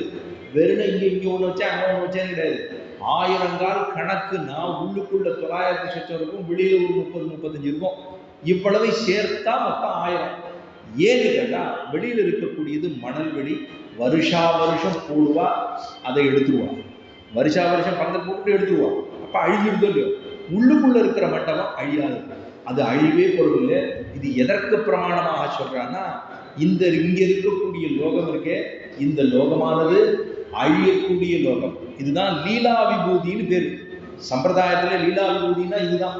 லீலை, பகவானுடைய லீலைக்கு விபூதி லோகமாக இருக்கக்கூடியது லீலா விபூதி. இன்னொன்று நித்திய விபூதி. அந்த நித்திய விபூதின்னு சொன்னா அது அங்க இருக்க ஒரு நாள் அழியாது. ஸ்ரீவைகுண்டம் என்பது ஒரு நாளும் அழியாது இருக்கக்கூடிய இடம். பரம ஆகாசம், பரம வியோமம், பரமபதம் அப்படின்னு சொல்றோம். அவ்வளவு உயர்ந்ததாக இருக்கக்கூடிய தெளி விசும்பு திருநாடு. ஆழ்வார் பாசுரத்திலே தெளி விசும்பு திருநாடு. திருநாடு தெளி விசும்புன்னா கொஞ்சம் கூட ஞானத்துக்கு குறையில்லாது இருக்கக்கூடிய இடம். அதுதான் தெளி விசும்பு திருநாடுன்னு பேரு. அந்த இடத்துல அப்போ மணல் வெளியில போடக்கூடிய பந்தல் லீலா விபூதி. அழியும் அடுத்த வருஷம் வரும், அழியும் அடுத்த வருஷம். ஆனா 1000 கால் மண்டபம்னா அழிவே அழியாது, அப்படியே இருக்கும். அது பரவதம் மாதிரி, இது லீலா விபூதி மாதிரி. அதுக்காக தான் அங்க பெருமாள் எழுப்பார். இது உற்சவம் நடக்கும். அங்க உள்ளுக்குள்ள வந்தோம்னா 3 ஆண்டாள், 3 இடத்துல ஆண்டாள் இருக்கும். முதல்ல பரமபதம் வடக்கு வாசலேருந்து உள்ள வந்தோம்னா முதல்ல இருக்கக்கூடிய உள்ளுக்குள்ள இருக்கு சந்திரபுஷ்கரணி தாண்டின உடனே இருக்கக்கூடிய ஆண்டாள் பரமதநாதர் சன்னிதின்னு பேரு. அந்த இடத்துக்கே பரமதநாதர் சன்னிதின்னு பேரு. அங்க உள்ளுக்குள்ள போனோம்னா அந்த சந்நிதியில எங்கெங்க எந்தெந்த பெருமாள் எந்தெந்த ஆழ்வார் ஆச்சாரியாலாம் இருக்காளோ அத்தனை பேர் அது ஒரே சன்னிதியில் இருக்கும். அந்த சன்னிதிக்கு உள்ள போயிட்டோம்னா அத்தனை பேரையும் சொல்லிடலாம். ஆண்டாள் பிரதானமா எழுந்துள்ளிருக்காங்க. அந்த ஆண்டாளுக்கு முதல்ல மத்தியத்துல பரமதநாதர் பரவாசுதேவன் அப்படின்னு பெருமாள் இருப்பார். ஆதிசேஷ பீடத்துல ஒரு காலை மடித்து வைத்துக் கொண்டு மற்றொரு திருவடியை நீட்டிக்கொண்டு ஸ்ரீதேவி என்ன, பூதேவி என்ன, நீலாதேவி என்ன, இவ்வளவு கருடன், ஆதிசேஷன், விஷக்சேனர் எல்லாரோடையும் எழுந்துள்ளிருக்கா. ஆழ்வார்கள் அத்தனை பேர் எழுந்துள்ளிருக்கா. ஆச்சாரியர்கள் அத்தனை பேர் எழுந்துள்ளிருக்கா. ஆண்டாள் எழுந்துள்ளிருக்கா. இவ்வளவு இருக்கு. அங்கதான் அந்த இடத்துல நித்தியப்படியே ஒவ்வொரு அலங்காரம் பண்ணுவாங்க. இன்னைக்கு 14வது பாசுரமா, 14வது பாசுரத்துக்கு என்ன தாத்பரியமோ அதை அப்படியே சித்திரமா அங்க இருக்கக்கூடிய திருமேனிகளை கொண்டு அத்தனை அலங்காரம் 30 நாள் அந்த அலங்காரம் நடக்கும். சந்திரபுஷ்கரணிக்கு பக்கத்துல இருக்கு குலசேகர ஆழ்வாருடைய சன்னிதி உண்டு. அங்கே குலசேகர ஆழ்வார் ராமர் சன்னிதி பெரிய சன்னிதியா இருந்து உள்ளுக்குள்ள குலசேகர ஆழ்வார் இருப்பார். ஏன்னா ராமனை பத்தி பாண்டதான ஆழ்வார் குலசேகர ஆழ்வார். அவர் சன்னிதி அந்த சன்னிதிக்கு பக்கத்திலே இருக்கும். பரமபதநாதர் சன்னிதின்னு அதுக்கு பேர். அங்கதான் ஆண்டாள் உள்ளுக்குள்ள எழுந்திருக்கா. பிராதான்யமாக எழுந்தொழி இருக்கக்கூடிய சன்னிதி அது ஒண்ணு. அப்புறம் உள்ள ஆண்டாள் சன்னிதி நேர ரங்கவிலாஸ் மண்டபத்துல வந்தோம்னா யானை கொட்டாரம் இருக்கு. யானை பேர் 2 யானை இருக்கு, பெரிய யானை இருக்கு. ஒண்ணுக்கு லட்சுமி பேரு, ஒண்ணுக்கு ஆண்டாள் பேரு, 2 யானை இருக்கு. இந்த 2 ஆணையோட கொட்டாரத்துக்கு பக்கத்திலே உள்ள இருக்கக்கூடிய ஆண்டாள் சன்னிதி. அந்த ஆண்டாள் உள்ளாண்டாள்னே பேரு. அந்த உள்ளாண்டாள் சன்னிதியிலே ஆண்டாள் பெரியாழ்வார் இருக்கார் அங்க உள்ளுக்குள்ளே. அதுக்கப்புறம் உள்ளுக்குள்ள ஒரு ராமானுஜர் எழுந்துள்ளிருக்கார். ஏன்னா திருப்பாவை ஜீயர்னு ராமானுஜருக்கு பேரு. உள்ளுக்குள்ள ஒரு ராமானுஜர் எழுந்துள்ளிருக்கார். உடையவர் ராமானுஜருடைய தன்னிதியில் ஒருத்தர் தனியா எழுதுக்கா. அதே போல இந்த உள்ளாண்டாள் சன்னிதியிலையும் ஒரு ராமானுஜர் எழுந்துள்ளிருக்கார். பெரியாழ்வாரோட எழுந்துள்ளிருக்கார். ஆச்சா, இதுக்கப்புறம் வெளியாண்டாள் சன்னிதி மேல அடையவளஞ்சான் அப்படின்னு ஒரு வீதி ஸ்ரீரங்கத்துல மேலச்சித்திர வீதி இருக்கு. 4 பெருமாள் உள்ளுக்குள்ள இருக்கார். அது தர்மபுரமா திருச்சித்தூர், அதுக்கப்புறம் ராசமகேந்திரன் திருச்சித்தூர், அதுக்கப்புறம் குலசேகர ஆழ்வார் திருச்சித்தூர், அதுக்கப்புறம் ஆதிநாடன் திருமங்கை ஆழ்வார் கட்டின திருச்சித்தூர், அதுக்கப்புறம் அகலங்கன் திருச்சித்தூர், அதுக்கப்புறம் திருவிக்கிரமன் திருச்சித்தூர், அதுக்கப்புறம் தான் கலியுகராமன் திருச்சித்தூர். இந்த திருவிக்கிரமன் திருச்சித்தூர் ஒரு வீதி, அது உத்தர வீதி, உள்துறை வீதி, உத்தர வீதின்னு பேர். ஸ்ரீரங்கத்துக்கு முதல்ல ரங்காரங்கா கோபுரம் இருக்கும், அதுலேருந்து பார்த்தோம்னா அது உத்தர வீதி. அதுக்கு தெற்கு உத்தர வீதின்னு பேர். அதுக்கப்புறம் மேல உத்தர வீதி, அதுக்கப்புறம் வடக்கு உத்தர வீதி, அதுக்கப்புறம் கீழே உத்தர வீதி. அப்போ இதே போல சித்திர வீதி இருக்கு. இந்த சித்திர வீதிக்கு தான் கலியுகராமன் திருச்சித்தூர்னு பேரு. அதுல தான் முதல்ல தெற்கு சித்திர வீதி, அதுக்கப்புறம் மேல சித்திர வீதி, அதுக்கப்புறம் வடக்கு சித்திர வீதி, அதுக்கப்புறம் கீழே சித்திர வீதி. இப்ப இதுக்குள்ளதான் மொத்தமா 7 பிரகாரங்களுக்குள்ள திருவரங்கத்துல ஸ்ரீரங்கநாதன் உள்ளுக்குள்ள எழுந்துள்ளிருக்காங்க. அங்க பார்த்தோம்னா அந்த மேல சித்திர வீதி இருக்கும், அதுக்கு பின்னாடி மேல அடையவளஞ்சான்னு ஒரு வீதி இருக்கு. அந்த வீதியில வெளியாண்டாள் சன்னிதி இருக்கு. ஆண்டாள் மாத்திரம் தனியா மூலசாமி வேற. அந்த வெளியாண்டாள் சன்னிதி, அந்த வெளியாண்டாள் சன்னிதிக்கு ஒரு நாள் பெருமாள் நம்பெருமாள் அங்க வருவார், உற்சவமூர்த்தி வருவார். வந்தா அங்க ஒரு நாள் மரியாதை மாலை மாத்தம் நடக்கும். மாலை மாத்திரை உற்சவம் நடக்கும். மாலை மாத்திரை ஏன்னா சுடி கொடுத்து சுடக்கூடிய இல்லையா, அதனால அந்த மாலை மாத்திரை உற்சவம் நடக்கும். இதெல்லாம் பெருமை உண்டு திருவரங்கத்துல. இந்த திருவரங்கத்துக்காக நம்மாழ்வார் 7ஆம் பத்து 2ஆம் திருவாய்மொழியில் ஒரு பாசுரம் பாடுக்கார். சங்கு சக்கரம்னு சொன்னா இவர் கரகரகரகரன்னு அழலாம். எப்படி? கங்குலும் பகலும் கந்துயில் அறியார் கண்ணனீர் கைகளால் இறைக்கும் சங்கு சக்கரமென்னே கைகூப்பும் தாமரை கண்ணென்னே தளரும் எங்கனே தரிக்கே முன்னவிட்டுண்ணும் இருநிலம் கைதொடாவிருக்கும் செங்கையல் நீர் பாய் திருவரங்கத்தாய் இவள் தரத்து என் செய்கின்றாய். ஆழ்வாருக்கு என்ன பாவம்? நாயிகா பாவம். ஆழ்வார் எப்படி இருக்கார்? இவருக்கு ஆழ்வாருக்கு பராங்குஷன்னு பேர். பரா அங்குஷம். பரம் என்று சொல்லப்படுகிறதான மற்றைய இடங்களுக்கெல்லாம் அங்குஷம் பெருமாள்னு சொல்லப்படுகிற. பெருமாளுக்கு முன்னாடி இவர் பாசனத்துக்கு பின்னாடி தான் பெருமாள் போறார். நம்ம ஆழ்வார்கிட்ட பெருமாளுக்கு உற்சவம் புறப்பாடு போச்சுன்னா பெருமாள் நடுவில் இருப்பார். முன்னாடி பார்த்தோம்னா ஆழ்வார் பாசுரங்களை ஓதிக்கொண்டு அத்தியாபக சுவாமிகள்லாம் தமிழ் பாசுரங்களை சொல்லிட்டு முன்னாடி போவா. அதை முன்னாடி துரத்திட்டு தான் பெருமாள் பின்னாடி போகணும். ஆழ்வார் பாசுரத்துக்கு பின்னாடி தான் பெருமாள் போறார். பின்னாடி பார்த்தோம்னா வேதம். வேதம் பகவானுக்கு பின்னாடி இருக்கும். ஆழ்வாருடைய தமிழ் பாசுரங்கள் பகவானுக்கு முன்னாடி இருக்கும். பகவான் யாரை நோக்கி போறார் அப்படின்னா தமிழ் பாசுரங்களை நோக்கி போயிட்டு இருக்கார். பின்னாடி அவர் பின்னாடி போயிட்டு இருக்கார். அந்த இடத்துல பாசுரங்கள் பாடுறார். நாயிகா பாவத்துல பாடுறார். கங்குலும் பகலும் கந்துயில் அறியான். கங்குல் பகல், ராத்திரி. கங்குல்னா ராத்திரி, பகல்னா பகல். கங்குலும் பகலும் கந்துயில் அறியான் கண்ணநீர் கைகளால் இறைக்கும். இவன் கண்ணுலேருந்து ஜலமா கொட்டுறதான். பராங்குஷ நாயகி நம்மாழ்வாருடைய கண்கள்லேருந்து ஜலமா கொட்டுறதான். கங்குலும் பகலும் கந்துயில் அறியாள் கண்ணநீர் கைகளால் இருக்கும். கையை வச்சு இறக்கிற அளவுக்கு அழுது காணும். ஏன் அப்படின்னா கங்குலும் பகலும் கந்துயில் அறியாள் கண்ணநீர் கைகளால் இறைக்கும் சங்கு சக்கரங்களே கை. சங்கு சக்கரத்தை பார்த்தவன பண்ண அப்படி கை கொடுக்கும். ஏன்னா அவ்வளவு தூரம் சங்கு சக்கரமேந்தும் தடக்கையும் பங்கைய கண்ணாவும் பெருமாளுக்கு சங்கு சக்கரங்கிறது ஒரு அடையாளம்.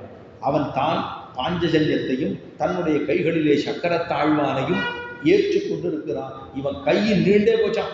இந்த இந்த 2 பெருமாள் சக்கரத்தாழ்வான சங்கம் இருக்கிறதுனால பெருமாளுடைய கைகள் நீண்டு விட்டதாம் அத்தனை தூரம் பெருமாளுக்கு.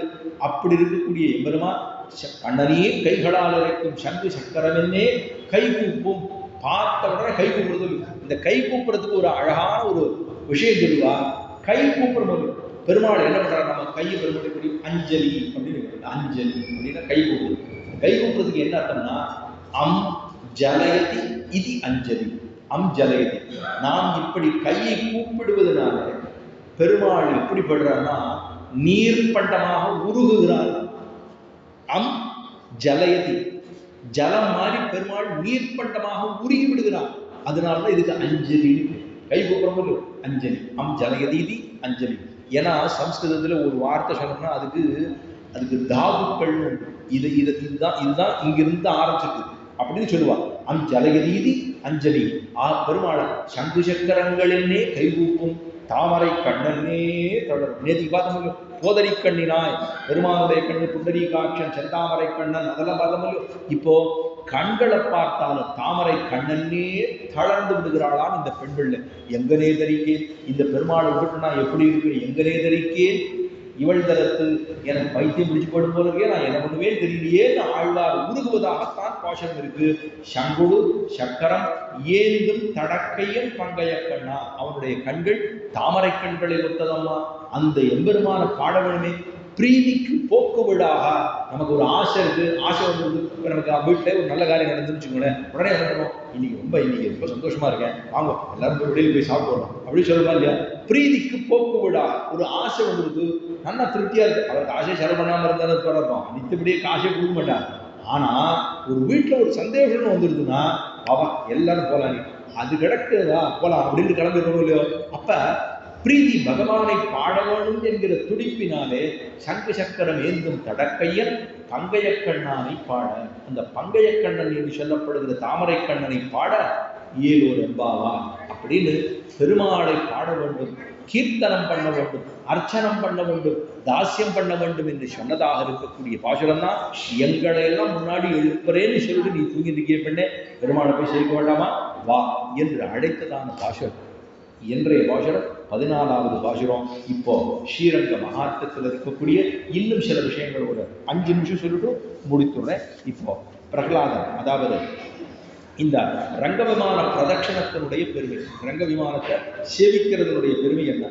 சனத்குமாரர், அதாவது பிரம்மாவனுடைய புத்திரர், அவர் சொல்றார், சனத்குமாரர் சொல்றார், பிரம்மதேவரே, ரங்கநாதனுடைய பிரபாவம், விஷ்ணுவுக்கு பிரியமான தர்மங்கள், க்ஷேத்திரவாசத்தின் வைபவம் முதலிய யாவும் உம்மால் நன்கு சொல்லப்பட்டன. எனக்கு என்ன சொல்லியிருக்கீர்? ரங்கநாதனுடைய பிரபாவம் என்ன, அவனுக்கு விரும்புகிறதான தர்மங்கள் என்ன, அந்த க்ஷேத்திரத்தில் வசிப்பதன் மூலமாக ஏற்படக்கூடிய நன்மைகள் என்ன, இதெல்லாம் சொல்லியிருக்கி.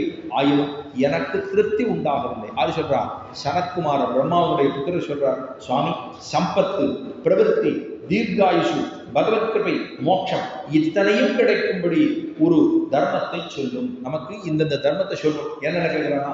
எனக்கு நல்ல ஐஸ்வர்யங்கள், பணம், சம்பத்துன்னா செல்வம், அதுக்கப்புறம் பிரவருத்தி, எப்படி இந்த லோகத்தில் இருக்கக்கூடிய என்னுடைய அபிவிருத்தி, இந்த க்ஷேமங்கள்லாம் எப்படி நடக்கணும், அதுக்கப்புறம் நல்ல ஆயுஷோடு இருக்க வேண்டும், தீர்க்க ஆயுஷ், பகவத் கிருபை, பகவானுடைய பக்தி கிருபை எப்படி விடணும், மோட்சம் எப்படி கிட்ட வேண்டும், இந்த விஷயங்கள் எல்லாம் எனக்கு கொஞ்சம் சொல்லுவீரா அப்படின்னு கேட்கிறார் சனத்குமாரர். பிரம்மாவை பார்த்து தன்னுடைய அப்பாட்டே பிள்ளை கேட்கிறார்.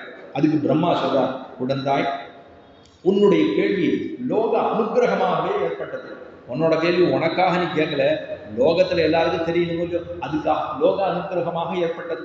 தர்மம் என்பது விஷ்ணுவுக்கு பிரியத்தை உண்டு பண்ணுவதாகவே இருக்கும். தர்மம்னு சொன்னா கிருஷ்ணம் தர்மம் சனாதனம், ஏச்ச வேதவிதோ விப்ராஹா, ஏச்ச ஆத்தியாத்மவிதோ ஜனாஹா, தேவஹந்தி மகாத்மானம், கிருஷ்ணம் தர்மம் சனாதனம். பகவானுக்கு பிடித்ததுன்னு சொன்னா சாட்சாது கணனே தர்மமாக கொள்ள வேண்டும், சாட்சாது ஸ்ரீமன் நாராயணனே தர்மமாக கொள்ள வேண்டும்.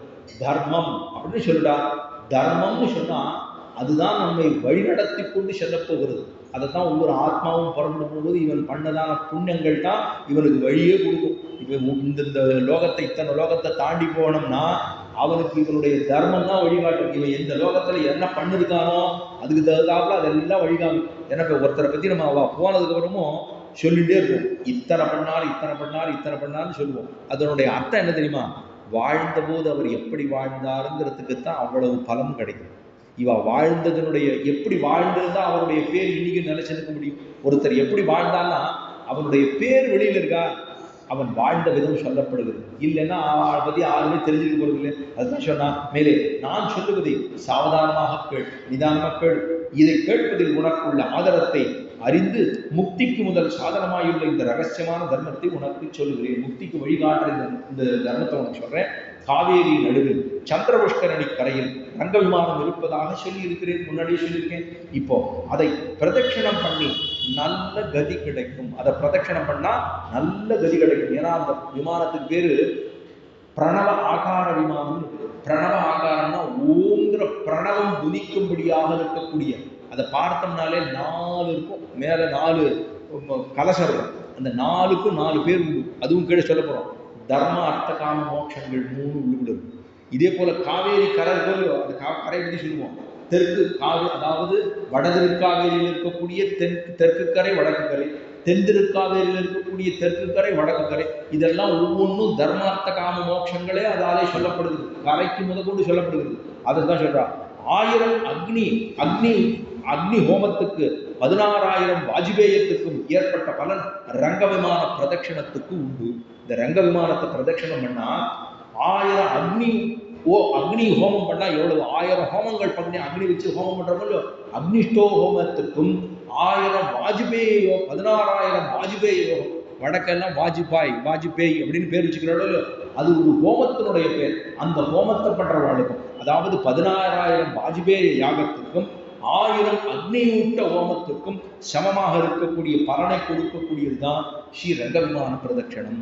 அவ்வளவு பெருமை உள்ளது. அதுக்கப்புறம் சொன்னா, ரங்க விமானத்தை பிரதட்சணம் செய்ய விரும்புகிறவனுக்கு பிரதட்சணத்தினால் தீர்க்க ஆயுசு கிடைக்கிறது, ராஜ்ய லட்சுமி கிடைக்கிறது, அதுக்கப்புறம் ரோகமின்மை, வியாதி வரப்போறது இல்லை, அதுக்கப்புறம் புத்திர பௌத்திர லாபம், புத்திரர்கள் பெறுகிறார்கள், பௌத்திரர்களை பெறுகிறார்கள், பேரம் பேத்திகளுடைய எவ்வளவு வம்சம் இருக்கு அதெல்லாம் பெருகுகிறது முதலியவை நிச்சயமாய் உண்டாகும். அந்த ரங்க விமான பிரதட்சணத்தை பண்ணா ராஜ்யத்துக்கு நிறைய இடங்கள்லாம் கிடைக்கும். ராஜாவா இருந்தாலும் நிறைய ராஜ்யங்கள்லாம் கிடைக்கும். அதே போல நமக்கு ஒவ்வொருத்தருக்கும் தீர்க்க ஆயுசு கிடைக்கும். அதுக்கப்புறம் வியாதி என்பது வராது, அதுக்கப்புறம் புத்திர பௌத்திர லாபங்கள் எல்லாம் கிடைக்கும். ரங்க விமானத்துக்கு பிரதட்சணம் செய்வதை விட வேறு தர்மம் இல்லை. வேறு தர்மம் பெருசா ஒன்றும் சொல்ல முடியாது. அதுக்கு மேலே ஸ்ரீ ரங்க விமானத்தை பக்தி ஸ்ரத்தையோடு பிரதட்சணம் செய்ய விரும்புகிறவன் நாராயணனாகவே விளங்குகிறான். அவன் என்னன்னு சொல்றான்? நாராயணனாகவே விளங்குகிறான். அவன் பிரதட்சணம் நிற்கும்படியே பண்ணிட்டு இருந்தானா. ரங்க விமானத்தை பிரதட்சணம் செய்ய கால நிர்ணயம் கிடையாது. இன்னைக்கு தான் பண்ணணும், அன்னைக்கு தான் பண்ணணும், நித்தியமுடியே பண்ணலாம், என்னைக்கு வேணா பண்ணலாம் என்று சொல்லுகிறார். மேலே ரங்க விமானத்தை பிரதட்சணம் செய்தவனுடைய பந்துக்களுக்கு கூட நீங்கள் நமஸ்காரம் செய்யுங்கள். இது யார் சொல்றா? பிரம்மா சொல்றார் சனத்குமாரருக்கு. ரங்க விமானத்தை செய்யறானோ பிரதட்சணம் பண்றானோ அவன் உனக்கு சொந்தக்காரனாக தான் அவனே செய்கிறான். அப்ப என்று ஸ்ரீரங்கத்தை பிரபாவம் அறிந்த யமன் தினந்தோறும் தன் கிங்கரர்களுக்கு சொல்லிக் கொண்டு வருகிறாராம். யமன் சொல்றாராம் தன்னுடைய கிங்கரர்களுக்கு, ரங்க விமானத்தை ஆரோக்கியம் செய்கிறான்னா அவனுடைய பந்துக்களுக்கு போய் நமஸ்காரம் பண்ணுங்கிறான். அங்க நீ போய் அவளை நமஸ்காரம் பண்ணணும், அவள்கிட்ட போய் நீ கயத்தை எடுத்துட்டு போகாதே அப்படிங்கிறான். நான் தேவர்கள், சாத்தியர்கள், ரிஷிகள், பித்ருக்கள், வசுக்கள் முதலானோர் தினந்தோறும் 12 தடவை ரங்க விமானத்துக்கு பிரதட்சணம் செய்கிறோம். ஆறு சொல்றா? பிரம்மா சொல்றா, யமன் சொல்றா, நாங்கள்லாம் நான் தினந்தோறும் தேவர்கள், சாத்தியர்கள், ரிஷிகள், பித்ருக்கள், மேலே வசுக்கள், வசுக்கள் இருக்கோ அவள்லாம் எல்லாருமே 12 தடவை பிரதட்சணம் பண்ணும் ஸ்ரீரங்க விமானத்தை. மேலே சொல்றா பிரம்மஹத்தி, ஸ்ரீஹத்தி, கன்றை கொன்ற தோஷம் முதலிய யாவும் ரங்க விமான பிரதட்சணத்தால் நீங்கும். சில தகாத காரியங்கள்லாம் பண்ணிட்டா பிரம்மஹத்தி தோஷம் அது வந்துருக்குன்னா, ஸ்திரீஹத்தி அவளை பாவத்தில் அவளை ஏற்படுத்தினது, அவளை கொன்ற பாவம், கன்றை கொன்ற தோஷம், கண்ணுக்குட்டிய கொண்டுட்டா. இதெல்லாம் யாரும் பண்ண போறதில்லை. இருந்தாலும் இந்த நாள்ல சில விஷயங்கள் ஆயிடுதோ, இந்த சாப்பிட்றது அந்த சாப்பிட்றதுன்னு எதுதோ பண்ணிட்டு இருக்காளோ, அதெல்லாம் தோஷங்கள் தான். ஆஹா முதலில் யாரும் ரங்க விமான பிரதர்ஷனத்தினாலே ஏற்படும். ஒரு சமயம் லக்ஷ்மி பகவானை ஏகாந்தமாக பின்வருமாறு கேட்டார். மகாலட்சுமி தாயார் பெருமாளை பார்த்து கேட்டிருக்கார், சம்சாரத்தில் மூழ்கி கிடப்பவர்கள் கரையேறும் வழியாது, இந்த லோகத்திலிருந்து கரையேறதுக்கு என்ன வழி இருக்கு? அனுஷ்டானத்தில் எளிதாயும் பலப்பிராப்தியில் பெரிதாயும் என்று தர்மம் யாது. பண்றதுக்கு சுலமா இருக்கணும், ஆனா கிடைக்கிற விஷயம் உயர்ந்ததா இருக்கும். அது எதுவா இருக்கும்? இம்மாதிரியான தர்மத்தை சொல்லுவீராக. அப்படி இருக்கிற ஒரு தர்மத்தை, சம்சாரத்துல மூழ்கி நம்மெல்லாம் சர்மாரத்துல மூழ்கின்னு தான் இருக்கும். அப்ப கரையேறக்கூடிய வழி என்ன? இன்னொன்னு அனுஷ்டானத்துல சுலபமா இருக்கணும், ஆனா பலம் எனக்கு நிறைய கிடைக்கும் அப்படின்னு சொல்லி கொஞ்சமா நான் இன்வெஸ்ட் பண்ணணும், நிறைய லாபம் கிடைக்கும் அப்படிங்கிற மாதிரி தான் எனக்கு எடுத்துக்க. அப்படி இருந்தா எது எனக்கு எதிர்க்கும் அப்படின்னு கேட்டா, இம்மாதிரியான தர்மத்தை சொல்லுவீராக அப்படின்னு கேட்கிறான். அதுக்கு பகவான் பதில் கூறுகிறார். என்ன பதில் சொல்லுகிறார் என்பதை அடுத்த நாள் விண்ணப்பம் பண்ணுகிறேன். இப்பொழுது ஆண்டாள் திருவடிக்கு பல்லாண்டு பாடிக்கொண்டு பாசுரத்தை அனுசந்தானம் பண்ணலாம். உங்கள் உடற்கடை தோட்டத்துவாவியுள் செங்கல் நீர்வாய் நிகழ்ந்தாம்பல்வாய் கும்பினான் எங்களை முன்னம் எழுப்புவான் வாய் வேஷம் அங்காய் எழுந்திராய் நானாதாய் நாவுடையாய் சங்கொடு சக்கரமேந்தந்தட கையன் பங்கைய கண்ணானை பாட ஏலோரம்பாவாய் வாடிப்பூரத்தில் ஜெகத்துதித்தாய் வாழியே திருப்பாவை 30 செப்பினாள் வாழியே யாழ்வார் பெத்தெடுத்த பெண்பிள்ளை வாழியே ரொம்போதோர் மாமுனிக்கு பின்னாள் வாழியே 343 உரைத்தாள் வாழியே வீரகந்தருக்கே கண்டி உகந்தளித்தாள் வாழியே அடுவாளன் திருமல்லி வளநாடு வாழியே 9 நகர்கோதை மலப்பதங்கள் வாழியே ஆண்டாள் திருவடிகளே சரணம்.